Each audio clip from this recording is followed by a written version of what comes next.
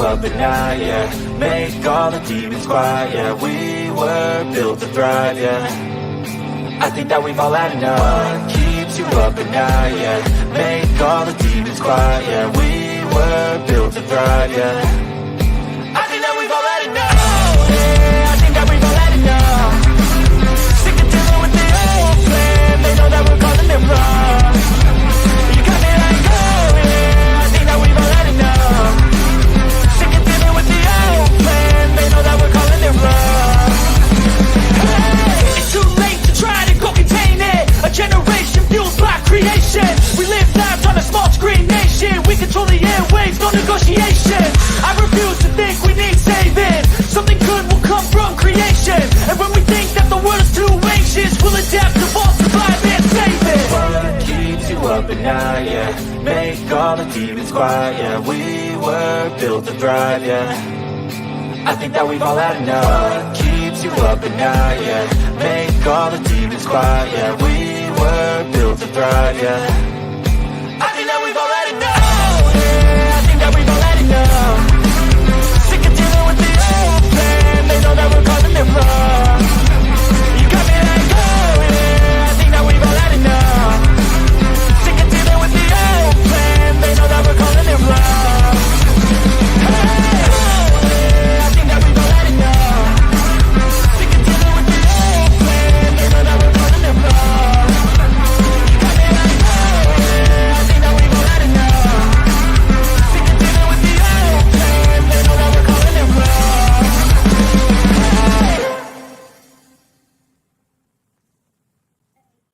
Hey, good evening. Welcome to Sovereign Soul Unchained Mind. Hope everybody's doing good out here.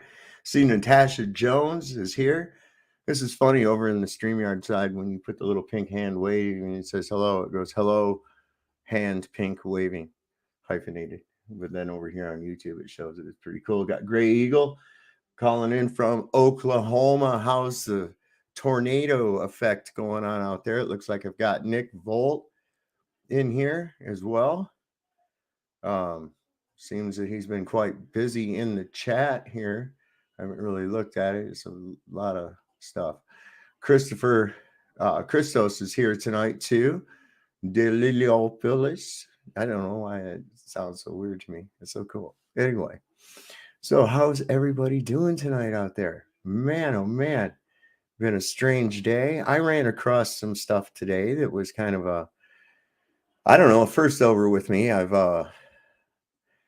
It had to do with clocks and Roman numerals.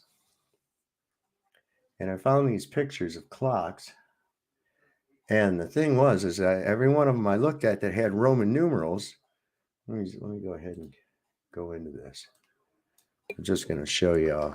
This is kind of weird. And the explanation given for it is really, in my opinion. Okay, so I'm just going to go ahead and share this tab so y'all can see. Can y'all hear me okay out there? There's Plowboy 6656. Yeah. Electro lasers are the best candidate for battlefield ready DE weapons. Yeah, but see, you got to get that laser to go around that curve of your earth there, Nick. That's tricky. That's pretty tricky. Anyway, let me go on through here. Share screen, Microsoft Edge. Here we go. Okay, so a lot of these are just regular numbers. Okay, now what I've noticed is one thing that's weird is when it's Roman numerals, the 6 is upside down.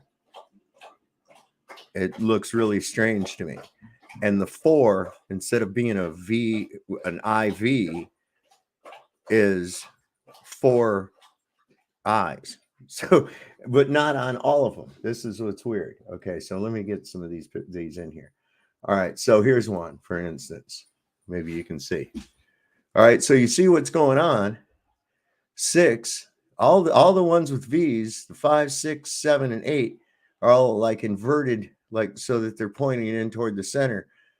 But on a standard clock with Hindu Arabic numbers like we use, I'm going, what the hell, man? The 6 isn't upside down there. So why on here? Why do we have it on here?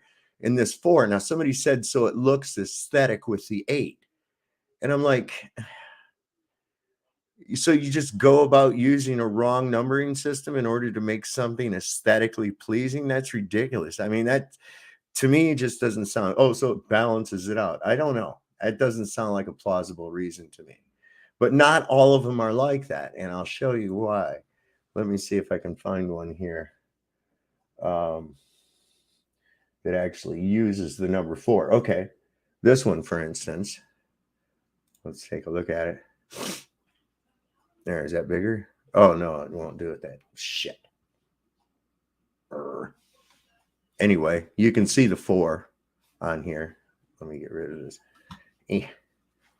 Come on, stupid thing. There we go. All right, so you can see the 4 on here is done correctly with the V, the I and the V, but there again, it's upside down. Why are all of these upside down? It doesn't make sense to me. You would have, well, you got to tilt your head to look at it. If it was, because everything goes around the dial, then how come a 6 and the 7 and the 8 and all that shit isn't like that on a regular number clock? Look, I'll show you. Like, for instance, here's one. Okay, we don't see the 6 upside down or the 7 or all of it all pointing into it. It's all in here. What's aesthetic about this? This 4 and this 8. There's no aesthetics going on there. So what in the world is really happening with that? That excuse sounds lame to me. I don't know. Tell me what you all think. But I'm finding this phenomenon in several old clocks, new clocks. Let me see if I can find a couple more down here with the Roman numerals. Here we go. There it is with the 4 ones, which is like, no. I mean, I can remember we learned Roman numerals when I was just a kid,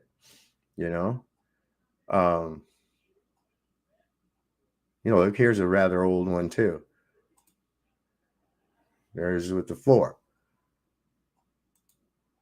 Where's another? Let me see. Now here's one. Now this one. Well, what happened to it? How did that happen? Go back. Where was that? Damn it. That was the only one that looked like it was correct. Hold on. There's a 4. Why did that take me to that? That was freaky. Okay, hold on a minute here. See, it's hard to find one that would be correct with the 4 being an IV and right side up, the 6 being right side up, but instead they're all centered around. Damn, I just found one and then it went away. Damn it. Anyway, I don't know. What do y'all think about that? I mean, some of this is new to me. My dad had all kinds of clocks. In fact, I played a prank on him one time using the Pink Floyd Dark Side of the Moon, not the Dark Side of the Moon, but the song Time, and how it starts off with all those alarm bells and clocks chiming and shit. My dad was meticulous about his clocks all going off at the same time. He had a schoolhouse clock, a grandfather clock, all these clocks. He would wind them every week. And so you can only wind them between the quarter hours. You can't be winding them when they're about to chime or they are chiming. So and plus a lot of times they're in the way. The hands are in the way, so you can't get to the keyholes anyway. So anyway, he was winding them, which means it was like 10 minutes to the hour or something off like that. And I just real quietly put the cassette in the stereo and hit play and then just sat back. And all those alarm clocks started going off and all those gongs. And my dad was flipping shit, man. He was running around back and forth through the house trying to figure out which one of the clocks it was that was going off until he realized that it was me that had done it, because I was sitting there laughing my ass off. So I thought that was rather crazy. But I don't know what's going on. Is that we're in a scripted reality, it seems. It seems like we're in a scripted reality. But somebody's altering the script as it's like there's revisions going on in the script while it's in play. You understand? I don't know how else to explain it, but there's some inexplicable things that have changed in mine and other people's realities that I just do not fully understand how it's possible. That a function of reality is the interpretation of the electromagnetic signals that we're presented with. So either something is fucked with the electromagnetic signals that we're presented with, or some of us have had our mechanism of interpretation fucked with, but still retaining a memory of a prior. I don't know. I don't really know how else to put it. It's really, really crazy. So what's everybody over here in the freaking chat talking about? Holy sheep shit. Let's take a look at who else here first off. Let's take a look. We got enough people in here we can look around. I got Globe Asunder, Jeebus Chris, Mr. B, Natasha Jones, Nick Volt, Plowboy 6656, Raina Lusted. Well, that's interesting. And Unindoctrinated. Saw you just a little while ago over in Brian Staley's thing that he was watching. I was watching a couple of his things today. Really good information, man. I liked his breakdown of that, obviously biased, for lack of a better term, hit piece that was done, because that was really funny. I mean, it really was. Some of the explanations that they're trying to float as how these things could just be, just dismissed. Oh, there's just a bunch of people misremembering shit. Because listen, man, I'm sorry. I remember the cornucopia on the Fruit of the Loom. I remember a lot of this shit and know it to be a fact. In fact, that's how I even learned what a cornucopia was. I was helping my mom fold laundry, and I was interested. That was cool. There was all this fruit, on the tag. And I asking my mom, because I was learning the names of all these fruits. I was just really little. And then I pointed to that basket and I like, what is that? And she says, cornucopia. And I thought that was a cool word, cornucopia. And so I always associated that. And then I'd see it around Thanksgiving time, that kind of thing. And I was like the only kid around that knew it was called a cornucopia. And I'd tell my other friends, and they thought I was smart and all that shit, And so I know the fact, detailed backstory as to why I know that was there. And now apparently it never has been. And something else that I think is kind of strange too, because something to do with film, photographs, movies is, I think, deeper than just entertainment and the like, because revolving around a lot of this is you see these same characters that are pretty well deeply intertwined. And if you think about like where they took, I think for the first time successfully in the movie with Tom Hanks, what the hell is the name of Forrest Gump, where they inserted him into historical narratives and kind of made it fit. It was almost like they were fucking with the timeline on film, which they were. But at that same time, these same players, because Spielberg and Hanks and these, like, they're interwoven. And I'm wondering, because then there's some other little hints. I don't know. These are just little dots I look at, like, right? In the Back to the Future movies, whenever that thing goes through time, you know, when it gets up to the speed to go through time, it's always right before it crashes into something to do with film.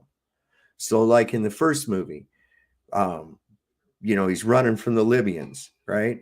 And the car blasts into the past right before it smashes into a photomat booth. For those of you that are too young to know what photomat is, it was a little booth place. You could take your film, you put it in an envelope, and you write your name and everything on it, and you drop it in this box. And there'd be some people that would come and pick this shit up and process it. You could go back and pick it up from the clerk, but then that's when you paid for it.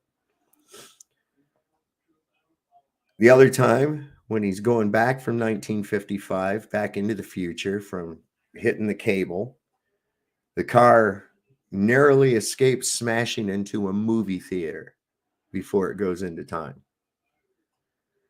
When he goes into the Old West in the other movie, he's in a drive-in theater parking lot, you know, where all the cars sit, and he drives towards the movie screen. And right before he hits the movie screen, he blasts through time.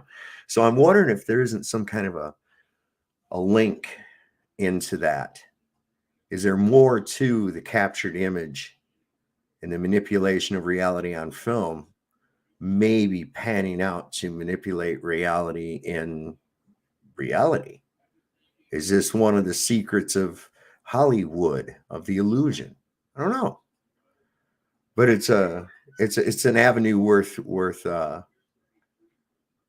it's an avenue worth exploring. I think there's also, you know, you've got so many of these different tribes and things around the world that they explicitly won't let you take their picture because they believe that the camera will capture their soul. There's been actually, you know, like National Geographic people get the shit kicked out of them or even killed for trying to take pictures of these people. It's pretty crazy. You know, I wanted to share something with y'all here. Hang on. This is pretty cool. I don't know if y'all have the Flat Earth Zodiac Sun, Moon, and Clock app. I think I said that correctly. But I watched a really interesting one that they put up today with Johnny Bravo, and I thought it was pretty interesting. I'm going to go ahead and share it here. I'm sure they won't mind, and if they do, well, whatever. I don't think they will. So hang on 1 minute here. I'm going to go. All right. So the name of this is, and I'll put the link after I play it down, and it's only 5 minutes. But Nick, you'll enjoy this because you know this thing about the sun doesn't change size and all that. I want you to watch this and pay a close attention to it. So here we go. NASA's lied so goddamn much that I don't believe shit. I see. Ptolemy was the first one to say, "Yeah, we are the center." You can tell based on these observations, everything's revolving around us. Earth is the center of the universe, and we stand still, and the universe spins around us. Heliocentric models watch as the sunlight shrinks and follows the sun. It's definitely a locally illuminating sun, not far away, not very big, and definitely not 93 million miles away.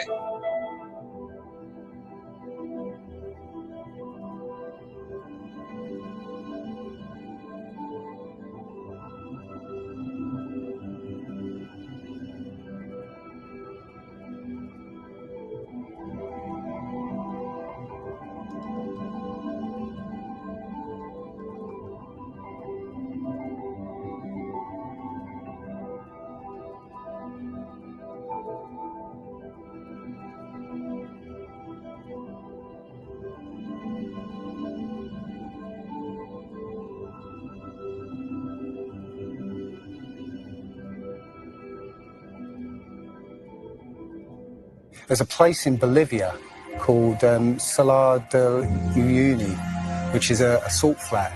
It's literally 100 miles wide one way and 80 miles across. And it's perfectly flat.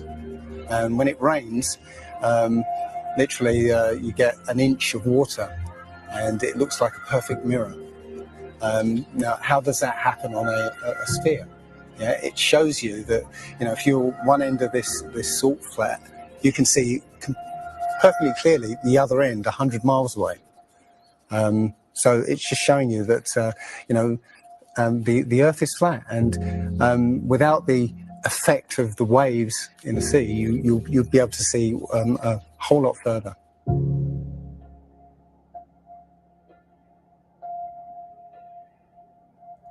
That salt flat place, I'm sure, would give me vertigo, man. It would. I went from here in Virginia to Florida one time, and I flew down there, and I got off the plane, and I was like, whoa, this place is so goddamn flat. What's up, man? It's crazy. I took a picture across the Great Lakes from Michigan, and was able to see, I believe it was Chicago, which he shouldn't have been able to see. And the television station basically said it was a mirage. Found this photo, Randmere State Park. This is from Joshua Nowicki, and what you're seeing here is a mirage. We typically would not be able to see this from the Lake Michigan shore. No, refraction. Regardless of temperature or anything else, refraction is lifting that city over 600 feet into the air. About this last night, conditions are right on the lake that we're actually seeing a mirage of the Chicago skyline.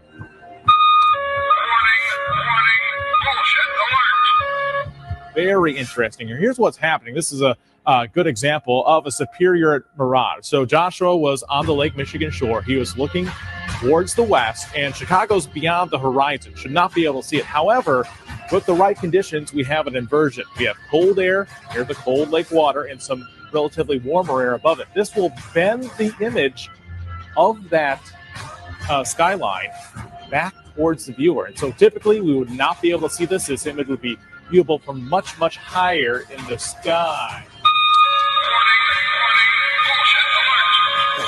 They always say it's a mirage, but for a mirage to happen, you have to have very specific atmospheric conditions. You know, it's not a mirage. It's simply that you're looking at. Notice how that was upside down too. Across the plane.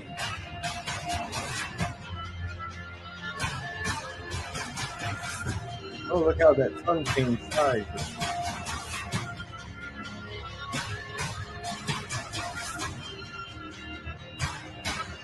Now, how come in all these ball pictures, man, you can see all the continents pretty much, and there's just a little bit of clouds here and there. Man, it's like some of these pictures, like there's some where they show the Earth at night, and you can see all the lights and stuff. It's like, you're telling me the entire continent didn't have clouds? The entire fucking continent, like, you can see Africa and all these lights and all this stuff. Like, you know, if you turn on your porch light, I guess you can see it from space, apparently. And it's like there's no clouds in some of these pictures. I accidentally high beamed an alien on a planet a light year away, man, because I was going up a hill and had my high beams on, and it flashed up into the sky, and somewhere out in space there's going to be an alien get high beamed by me. See, fucking, I can't believe people. I really can't get my head around the fact that people actually believe that shit. I'm going to put a link to that video down here, just so y'all have it, in case you want to go. I don't know. You might not. Who knows? We'll see. Oh, damn. So what do we got going on over here? I can't see nothing.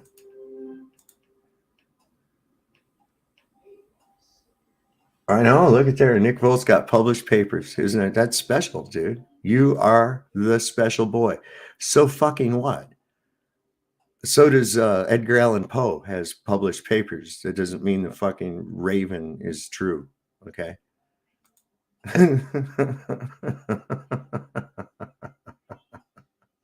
So it's just some of the funny shit, man.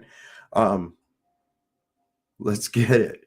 Mark Basket. Let's get it. Let's get what? What are we getting? That since you lack a K-12 education, you do not understand when we know the world is not flat. Dude, I'm already have proven myself smarter than you are on several occasions, Nick. You've embarrassed yourself by acting like a child on my panel before because you cannot handle the fact that because I didn't go through an indoctrination center, that I'm autodidactic and that I'm much smarter than you. And that pisses you off. That's your biggest problem. You assume too much. You think that intelligence is based on the amount of fucking bullshit that people cram into your head. It's not. It's not. You don't understand what intelligence is, Nick. The ionosphere, I believe in a charged surface. It's not a sphere. It might be a sphere. I don't know. I know that the earth is a flat plane, though. You know, I don't know what goes around on the other side, or if it goes on to the other side, or what it does. Okay. And you don't either. You assume that there's a sphere. I call it an atmos. You call it an atmosphere. Okay. So, you know, you do what you want with it. Yeah, no shit. Yeah, don't you want to get your ass set on fire? You better believe this shit, baby. I'll tell you what. If you don't, now I sound like Chili. Now you sound like you want to be fucking banned again, Nick. Now you sound like you want to be banned again. Do you want to be banned again? Because I can do that. I don't need your fucking nonsense here. You know that, right? You're not intelligent, Nick. No one thinks you're intelligent. Arrogant? Absolutely. You're the most arrogant fucking childish person I've met ever. Okay. Do I at least understand what? Oh, Jesus fucking Christ. When was that ever even a discussion? When the fuck was that even a discussion, Nick? Apparently, Nick wants to. No, it doesn't. It shows that you're an irritating little fucking mosquito that nobody wants around. Put a 1 in the chat if you want me to ban Nick Volt from the channel. Put a 2 if we should go ahead and let him stay. Go ahead. We'll let the audience decide, Nick. So if you want Nick banned, put a 1 in the chat. If you want Nick to stay, put a 2. This is all. Oh, look, we got 1, 2, 3, 4, 5. 5 1s, 6 1s to 3 2s.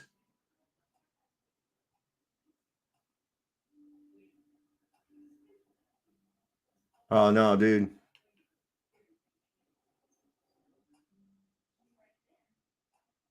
Three. Nick's drunk again. Yeah, most likely. Most likely. Do you see that? The majority of the people want you fucking banned out of here, Nick, because you're a bothersome little creature. You let that John Barleycorn get the best of you all the time. It's probably why you got a lot of problems in your life. Make the globular earth even dumber. Let him stay. All right. See there, Nick. So just slow your fucking roll, man. You're not the star, and you will never be the star. You will never be as smart as me. Okay? I know you hate when I say that, but it's true. Let's see what we got out here. I see my good friend Jeebus Crisp up in the house. I'm gonna put this in here just because that's what I do. We'll pin that message up. There you go. There it is. Fine with me. He's not interested in helping. He just wants to argue and put people down. Yeah.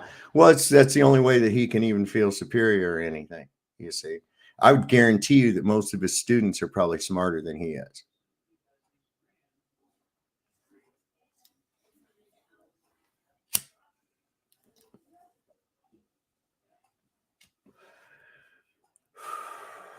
You know what? Why don't you go in the corner and think about what the fuck you've done? Okay. You go over and think in the corner and decide if you can be a good boy. Okay. So you're in a timeout, Nick. And if you want to not be in a timeout anymore, you can maybe learn how to behave yourself. Okay. We're going to give you a chance. Okay. So put down the fucking liquor, quit being a dick, and try to keep yourself on track. Okay. See if you can maintain.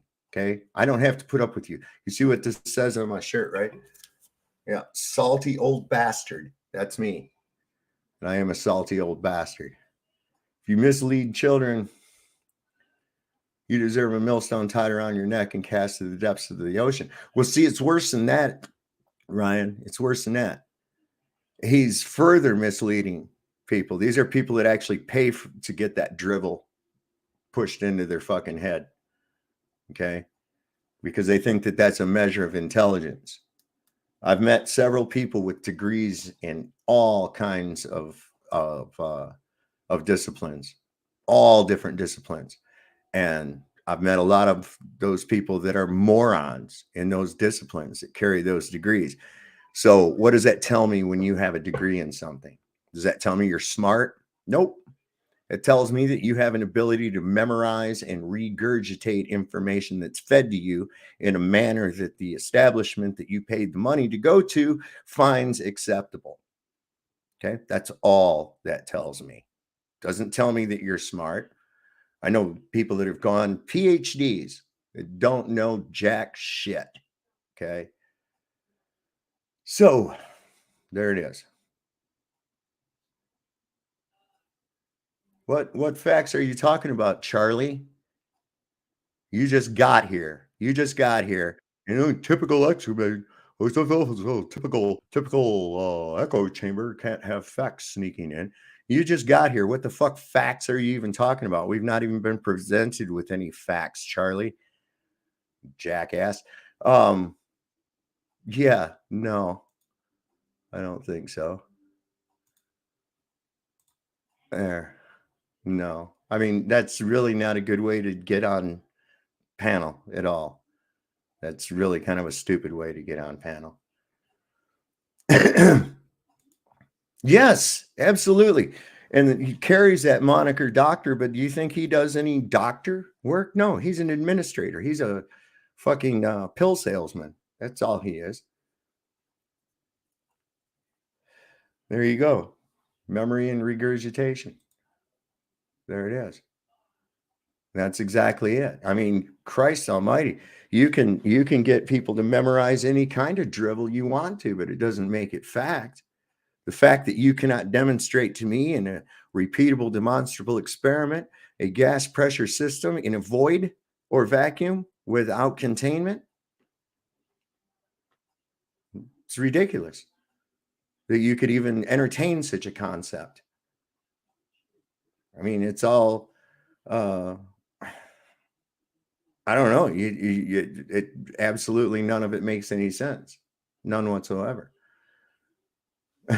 What he says is impossible for one's ego to admit that they had wasted 4 to 8 years of their life and hundreds of thousands of dollars on bullshit lies. You know, and that's the whole thing. You know, what seems to be very important to these people is this. I don't give a fuck what they think. That they seem to be rather bothered by the idea that I don't buy into the shit. You see? And is it like Tinkerbell? Is your globe only exists if everybody believes in it? If everybody stops believing it, then it's no longer exists? Or well, how the fuck does that work? I mean, I don't see anybody out there arguing about the color of the sky. If I said, hey, the sky's made out of tartan plaid, how long would you argue with me about it? None. No time whatsoever. Right? Because why? Because it's evidently not. Right? So this is why globe bullshit has to be taught. This is why it has to be taught.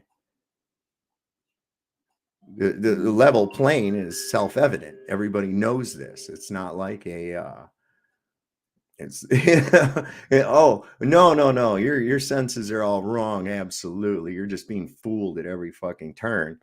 You know. These people know this stuff because we say they're smart people and they have these papers. Oh, okay. Well, fuck, that must make it. That settles it for me. I mean, come on, people. Really? How long has mankind been in this fucking perception deception anyways? I mean, some ass hat wearing a fucking dick hat in the goddamn Vatican one day says, oh, I own all the people on the earth and shit. And I have dominion on their souls and shit. You know, the unum sanctum. People said, oh, yeah, he does. Or some other fucking dickwad says, I'm the king. You know, I rule everybody because I have special blood or some shit. And they're like, oh, yeah, he does. That makes sense to me. You know, what the fuck is wrong with people? Yeah, they lost the technology to go to the moon. I thought that was rich. I thought that was extremely rich. You know,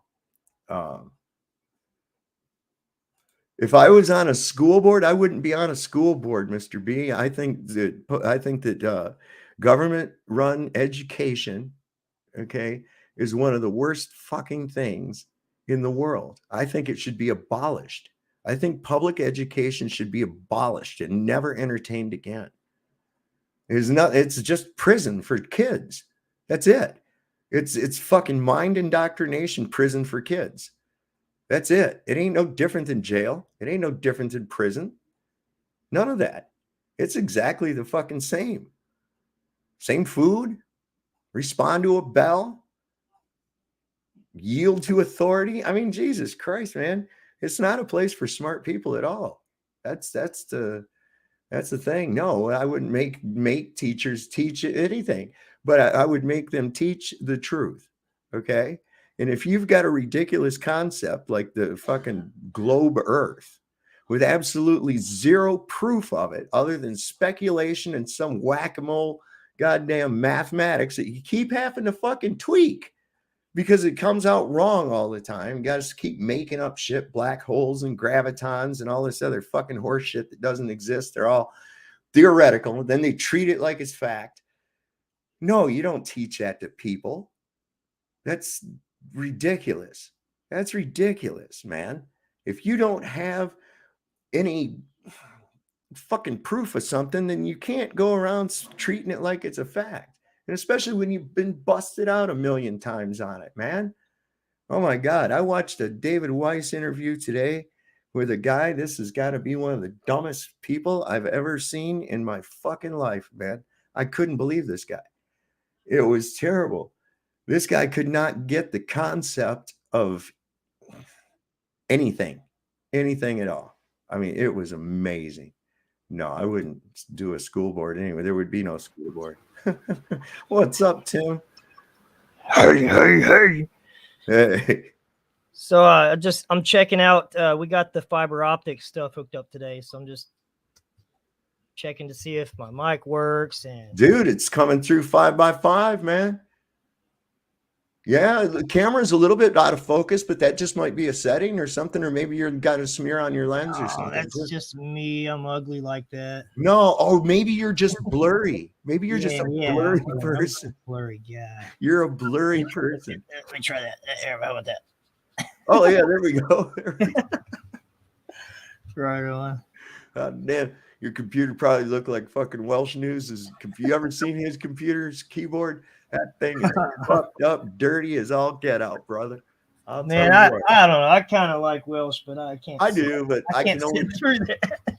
I can't. Some of the shit they say over there, man. After a while, man, it's like I gotta go. It's mostly the people in the chat. Yeah. I mean, I like everybody and everything, but I'm like, no, God, why does your brain work that way? You know.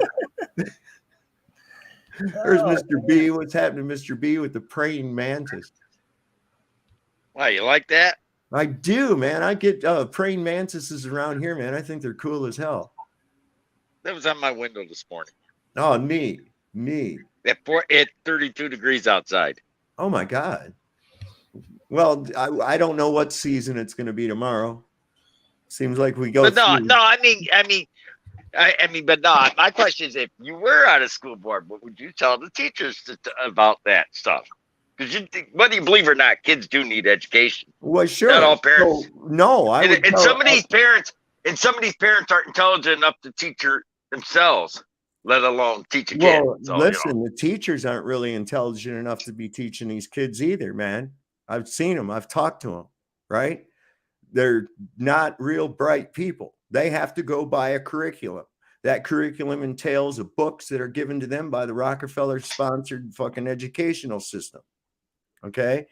Right through the United States government. If I was on a school board, I would say, yeah, don't teach that drivel because it's not substantial. It's not, it's a lie. Would you teach kids that one of the founding fathers was Karl Marx? I mean, if people through a couple of generations went ahead and started inserting Karl Marx and Fidel Castro and shit in with our founding fathers, would that be acceptable? And you go, hey, wait a second, these people were not part of it, but the government says, yes, they are. Officially, they are. Well, there's some people out there that it's like for instance there's people are just so sensitive anymore. Some things I agree, people are gullible and believe in things. It's like, I posted something once online and I got kicked offline for about a month because I posted I had a picture on my avatar that showed a picture of Elvis Presley and it said, it may not float like a butterfly, sting like a bee, but I was a draft dodger like Muhammad Ali. And people took offense to that. They say Muhammad Ali wasn't a draft dodger. See that? So what? You know what? That would be a big so what right there. You know why? Because you're allowed to be offended. Okay. What you're not allowed to do is act upon me based on your offense or your offendedness. Okay. You're not allowed to say, you're allowed to be offended, but you're not allowed to shut me up because you're offended. Here's what you also are allowed to do. You're allowed to not listen to me too. You see, this is where people got it backwards. I think you got it right. The little dwarf dude in the Game of Thrones, and I'm sure it's not his original quote. He says, when you cut out a man's tongue, you don't prove him to be a liar. You just prove that you fear what he might say. I see you. I like your bullshit things. Did you copy that from when I was on one of your streams and press the button? The what? No. Your bullshit button that went off. I don't have a bullshit button. Oh, that was part of the video that he was sharing, I think. Oh, okay. Because I got that button. I put it on. I set it off. That was bullshit. I don't know. I got these things here. I don't know if you can hear them or not. Let me see. I think. Hold on. How's this go? Wait a second. I don't want to do that. I want to go to. Okay, so I can go. Wait a second. Sound effects. There we go.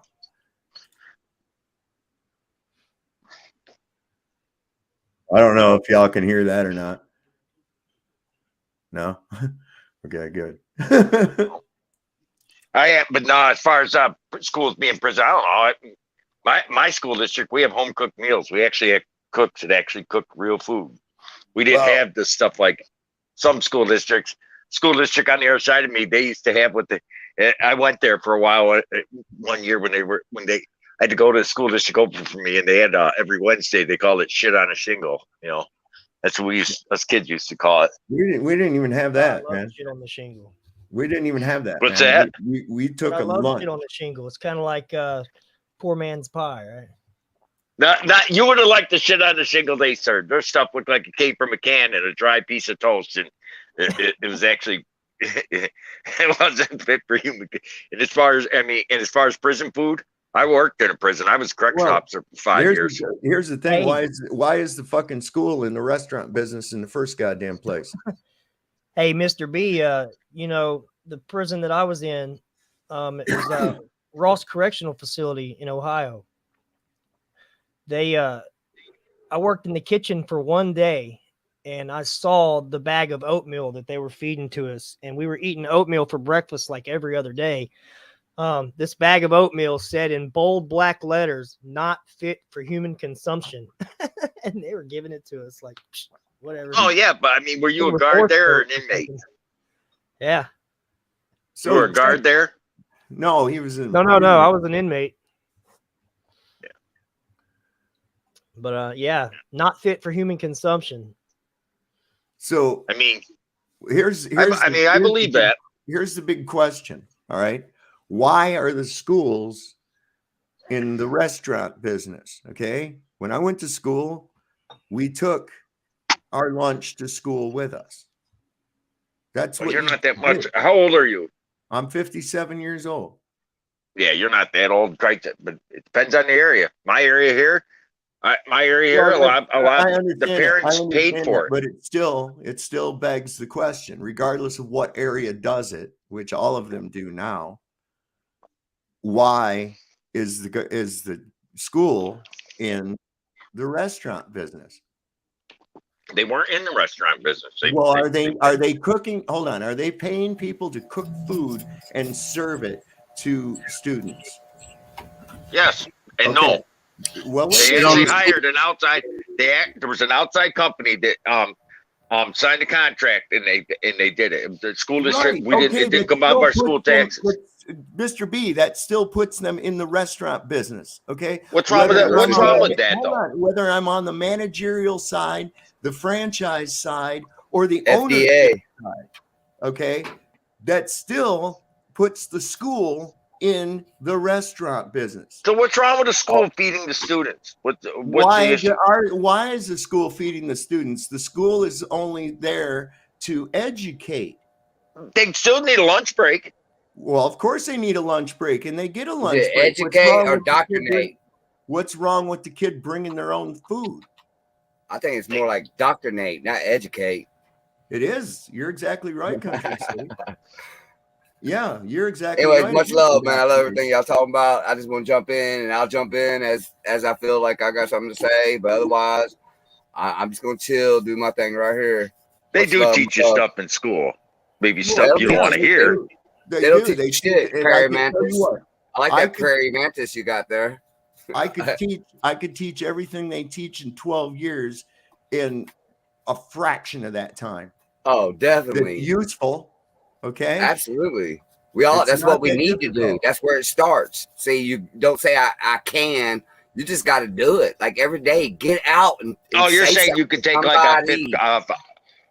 you're saying you could take like a 10-year-old and teach them everything they need to know in life. Sometimes you say certain things to a 10-year-old and it just works. Wait a second. So what's that 10-year-old supposed to do from the time they're until they're born? Are you insinuating that the public education system tells the inmates everything they need to know in life by the time they are finished with their 15,000 hours? Is that what you're telling me? No. What I'm saying is then why would you place that? So what are they going to do? What are they supposed to do from the time they're born till they're an adult?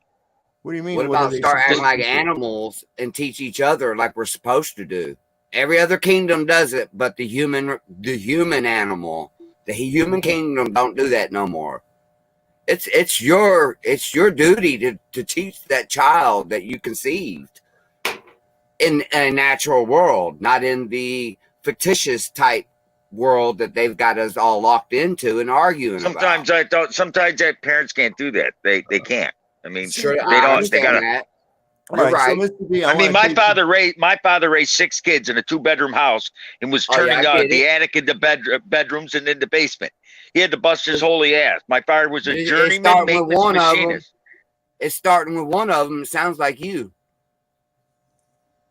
I'm educated just fine. That's what I'm saying. You're getting out. You're doing your thing. You're preaching. You broke out from them 6. So maybe they have too in their own way. We don't know. We don't communicate enough. Let me get you back. Maybe right. Yeah, I get it. Let me take you back to what you were saying earlier about what I have to tell the school board not to teach globe earth or this, that, and the other. And I also likened it to anything else that would be false that they insert into the education curriculum. Okay. For instance, I used an example of inserting people into historical places that they didn't belong. Right. And if you go and these kids, this is what it is. It's all a perception deception to start with, because you assume as a student that teacher has all this vast information that they're going to got all the knowledge. Right. Yeah. So they all of a sudden they got it all because they got a government pass to say they can be that teacher for you. Right. So the kids are all going to believe this, right?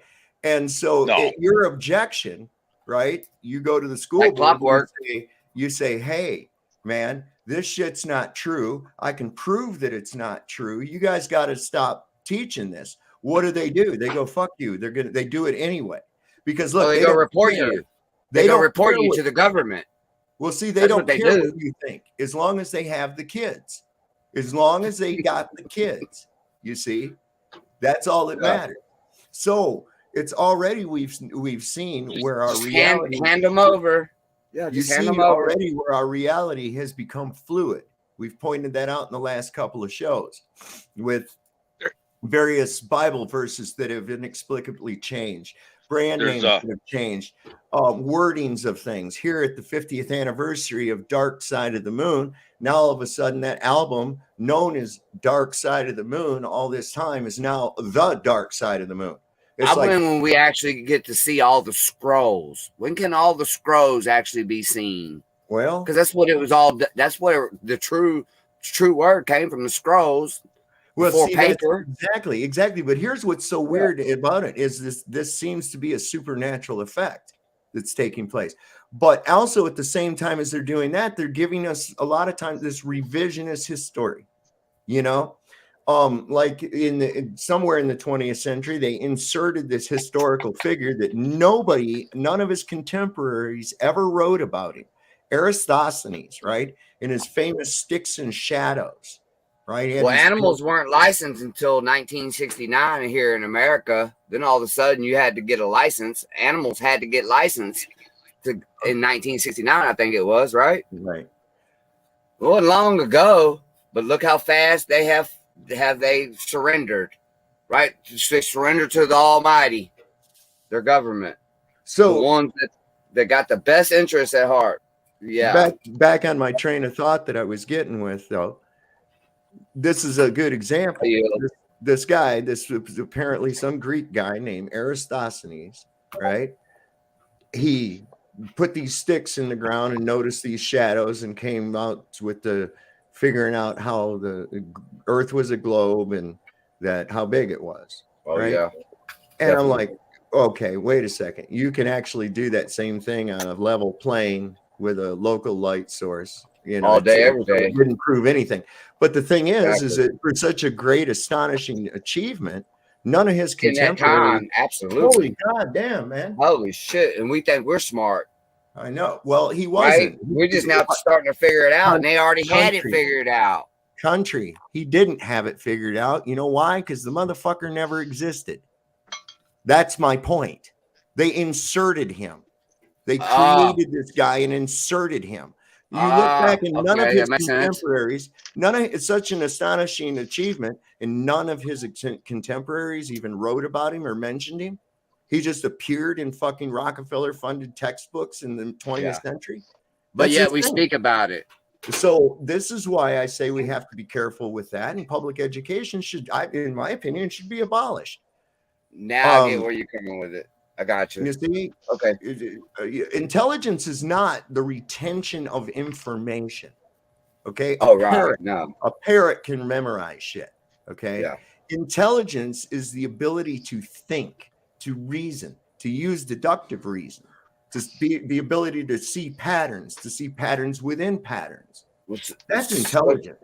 Okay. So don't live every so we day. Don't need that. So you don't think we need schools at all? Don't live every day like it was yesterday. I mean, if we did have school, I think that, 8th grade, like they used to, is fine. Now, if somebody wants to go on to higher education, then by all means. But I don't think that there should be federal school at all. All self-knowledge is what? Self-knowledge. So even though you're getting it, have the wisdom enough to know when, I don't care who's telling you what, have the wisdom to know to discern. The teacher, your authority, you better know within, or otherwise you're here's how I find the best method of teaching is by asking questions. Okay.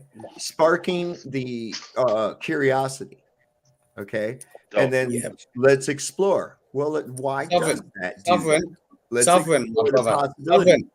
Sovereign, my brothers. It all depends on who the teacher is. Yeah. It definitely takes an ability. What are you learning out here? Is it a good learning, or is it just a waffle learning? Well, what do you consider learning? Well, you tell me, brother. Okay, what I consider learning is coming to discoveries and ideas through your own thinking and That coming to helps the correct you. assumption. That helps you. That helps Okay. you, right? No, that really helps anybody, because that's the fundamental basis of intelligence, is to be able to work out problems, not to Oh no, just I be able stay to fluent memorize, in everybody's language every not day, just all to day, no matter memorize. where I go, what the circumstances are. Learning to me is staying fluid, right? Because I can conversate with anybody, make anybody smile. If they're having a bad day, I can change it. If not, I'll try to walk away. To me, learning is just fluent. You don't stop. It doesn't end. You every day. Don't live today like you did yesterday. Just keep thriving. Keep putting it out there. Keep the. Oh, I agree with that. Yeah, I right. think. Well, I mean, here's a good. there's some people that there's. Here's a good for instance. Okay. Yeah, there are We some were people all that don't taught- get it. They're we sleeping. were all taught to memorize the pledge. Oh my God. Don't interrupt me, please. We were all taught to memorize the Pledge of Allegiance to the American flag. But very few have ever really sat back and considered what the words that they memorized actually mean. Like allegiance. Because when you were a little kid, you just memorized this, and all you knew is that, hey, that means they call me patriotic and say, what a good little guy. Look at there. He knows the Pledge of Allegiance and all that shit. Hell, these kids don't know what they're saying. It's just a memorization process, right? So, like, even this kid next to me, I had to correct him, man. He said, teachers, leave us alone. Yeah, it's sovereign. It's the same thing, because I'm in America now, right? I'm in America now, but like I'm from the UK, right? We never got taught that. Like I don't even know my national anthem like that. Do you get me? It wasn't in the school. It was never bred into us. I never even knew that like the UK was ever at war with America until I came to America. Oh yeah, it wasn't working. Right, I went up to Lake Erie and I started to learn at Put-in Bay. Oh yeah, it was like when the boat, when the British lost on that lake, and that's when they retreated. But the fact is, it's like it's like it's the teachers. It's like, what are you trying to learn here? I'm trying to learn, like, now living on like American soil. I prefer like the native, like the original. Like everybody in America just now calling yourself an American, you're immigrants. Yeah, or acknowledging really. Something they gave you. Not really. That name. How can you be that name? Okay, look, I am a Terran, which means that I am a man of the land. However, I did not immigrate here. Okay. Yeah, but you still can put up purple post, and that says all the same thing. Okay. Yeah, you're gonna have to stop cutting me. You gotta stop cutting me off. Depends on what country you come from and what you know about that. Country, city, slicker. You gotta quit cutting off. Okay, we try to let a person get the thought out before they because maybe I'm lagging. I apologize. Might be. I yield. Okay, so like I've said before, I had to be born on land, and because I was born in an area of land that is within an imaginary boundary. Onto the land. You weren't born on the land. You was birthed into the land, right? You weren't born. You was birthed. I mean, my bad. I yield again. Because look, I'm a newbie here, so my bad. You got it. It's you. It's all you. No, but I'm just trying to add, subject matter to it. That's all. I'll yield. See, it causes me to lose my fucking train of thought. No, but you're on money, though. I mean, I'm with you. On the money. I don't know why that would cause you to lose anything. I'm just saying, everybody else can jump in real quick and say their piece. I'm a fast talker. I don't know. But I'll slow down, though. My apologies. I'll yield. Come on. Your channel, and I'm going to respect it. I yield. Come on, Sovereign. He's a country city slicker, man. He can jump in and jump out. Yeah, but I can't say what I got to say in 2 or 3 words. I'm going to start over. Okay. When I'm done, I'm going to say over, just like on the fucking walkie talkies and shit. right? All right. All right. Yeah, that'll be fun. Here we go, baby. All right. It says yield God. Over and out. Okay, so Jeez. I yield. I'm bullshit, but I yield now. Jesus fucking Christ, That's man. his thing, man. It says yield God on his name. Like, Jesus. Wow. I think I've got the same hat as you, bro. Awesome. I like it. No, it's a little bit different. I got I may have had one like that. See, I've got the straw hat out because I'm hoping for good weather. See, that's the whole thing. So as I was trying to say, all right. So I was born, however you want to consider it.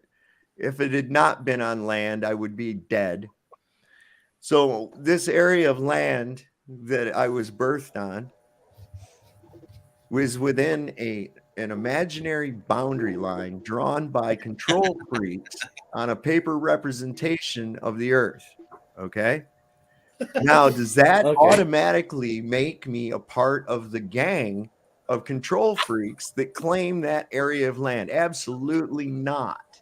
But what do they do to you before you're even 5 years old? Indoctrination, right? Nation. There you go. You're going to stand up every day, look at this piece of cloth hanging on the wall, and you're going to pledge your allegiance to this piece of cloth, to a republic to which it stands, which it doesn't. I mean, it doesn't mean the same thing as it ever did. I mean, it's most people in the world look at it as hey, real quick, is that white? Okay, that's white under blue. That's another thing too. Some flags are the red stripe under the blue, and other flags they have the white stripe under the blue. That one's got the white. That's the new thing. And do you know why that is? You know why that is? Because every stripe was a state originally, and when the states got too big, they ended up like not doing stripes. So you probably remember the stripe, the red under the blue, and every star though. Anyway, the point is, don't go into the Mandela effect. I've got an old one with 48. Mine's invincible. I've got an old flag. I've got an old flag with 48 stars on it. I didn't know shit before the last two, but you know, this is something that you have to be careful of. This is what I try to wake people up from. Is you got to really look at how much in your brain, how much of the shit you carry around in your mind, and this is what I try to tell Nick. How much of that bullshit that you stuffed into your brain is yours? And how much of it is something that you just accepted based on your perception of who gave it to you? You see, all of it. They know that they can. They know they can manipulate. They can manipulate this way. They can say, "Oh, leading scientists say, top researchers agree," right? And then followed up with some bullshit. You won't question it. Go ahead. How do they do that? I totally agree, bro. Totally agree. Like sovereign, it's like exactly. City liquor. It's like but it's like everything is your past influences, right? Would you agree? Thoughts. So everything that you do now is your past influence. Thoughts creating so people sounds. that you meet now, making words that you meet now is your past influence. Casting spells. I don't know about casting spells. Yeah, right. Thoughts. Listen. The thoughts they put in your head create sounds, right? Because they come through here to create sounds. Creating words, casting spells. It's you. It's you doing that, bro. No, they did that. No, not right. You, but the teachers, the people that everybody that we're trying to unslave from, the ones that don't get it, they don't get that. That's how they do it to you. Because you can't think for yourself, and that's why they put you through school. They make you pledge allegiance to a flag, right? They got all these anthems. They got everything exactly what you need to follow. They got the book for you, right? So that's how they do it.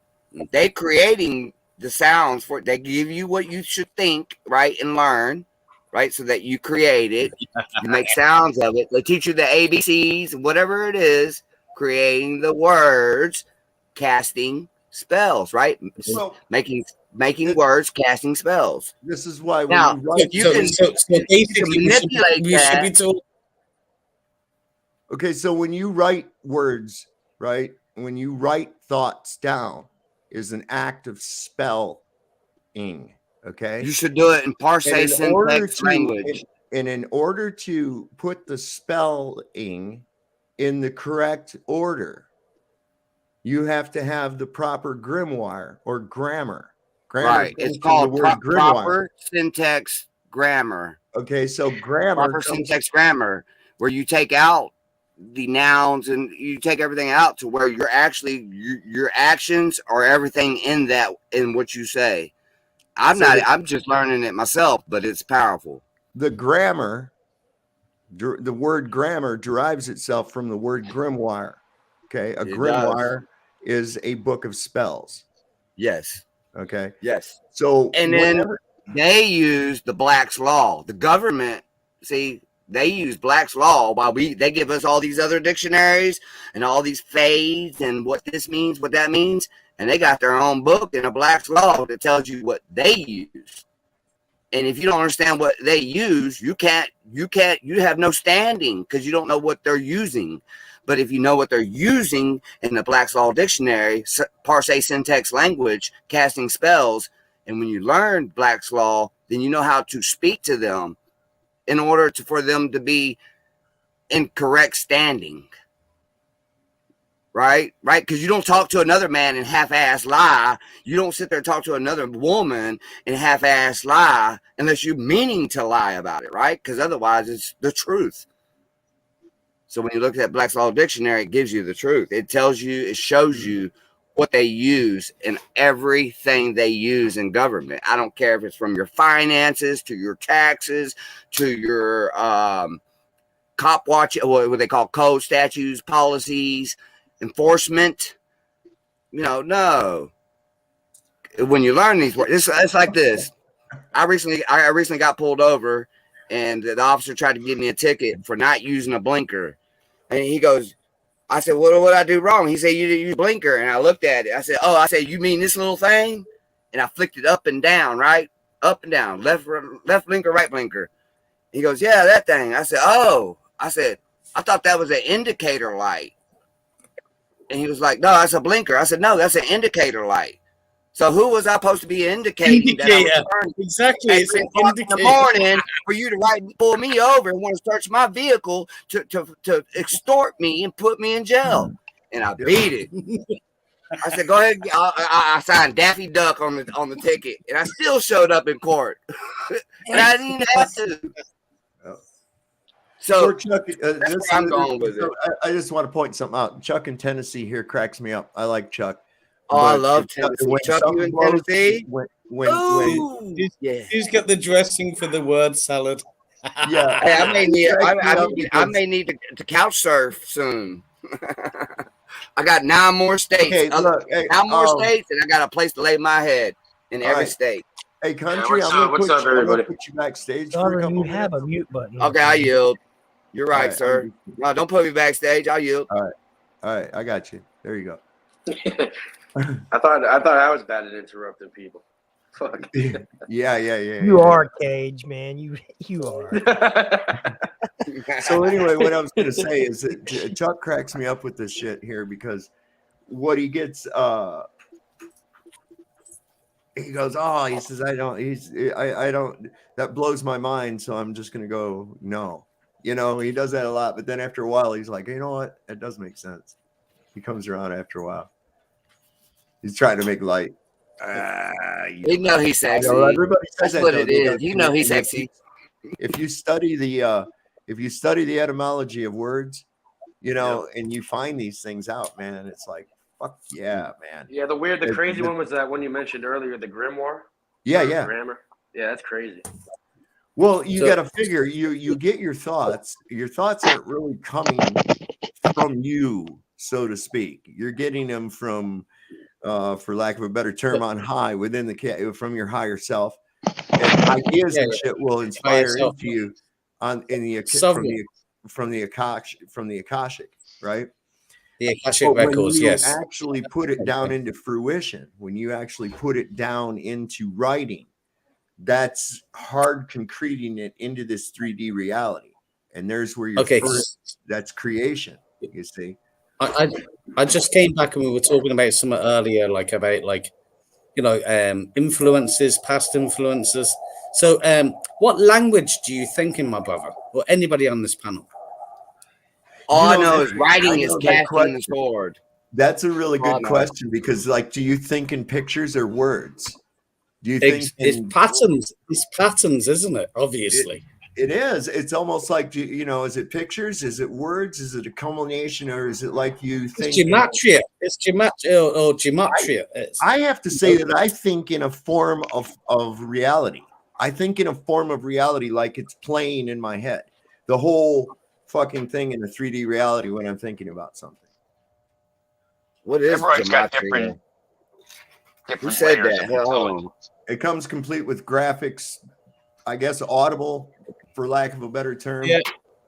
Like I'm talking to myself, almost like when you talk to yourself. I talk to myself out loud all the time when I'm alone, Oh, you probably talk to yourself in your sleep. If you put a tape recorder next to you, Sovereign, at night, and you copied it, you could probably write a book of what you say to yourself at night. I guarantee you talk to yourself in your sleep. He's talking to me, man. When he's who talking, really he's gets talking 1 hour of REM time when they sleep? Hey, You better be Sovereign, thanking before I when you jump sleep. off, I just want to add something real quick. So on one of your past streams, I was talking about something about we were talking about the symbolism on the products that we buy and stuff like that, right? The guy, the Xerxes guy that came on your channel, he did a little short about it. And the people in the comments, I think Lisa was one of the main ones, and you remember her, right? Yeah. So she tried to turn it into this whole thing, right? Because I found out what the symbol was. Why I see it so much on like these Freemasons vehicles, I don't know, but it's from the movie Stargate or the TV show or something. Yes, it's the, of course. It's the upside down I know what you're V saying. with the circle at the top, right? Yeah. But that's the image that's on the picture of the door that I sent you, right? And this is like a really expensive door, like it was all brass and stuff, and it was it was all made of metal and stuff like that. Jeebus, but I'm going to tell you this now, because you see it and identify it like that, it's going to be in your mind. So you're going to constantly constantly keep seeing things over and over again. There's no real importance unless you allow it to be important, bro. Right, but obviously it's important to someone, because he felt the need. Absolutely, because if you can't see it, it ain't happening. Very expensive. Right, you gotta visualize it.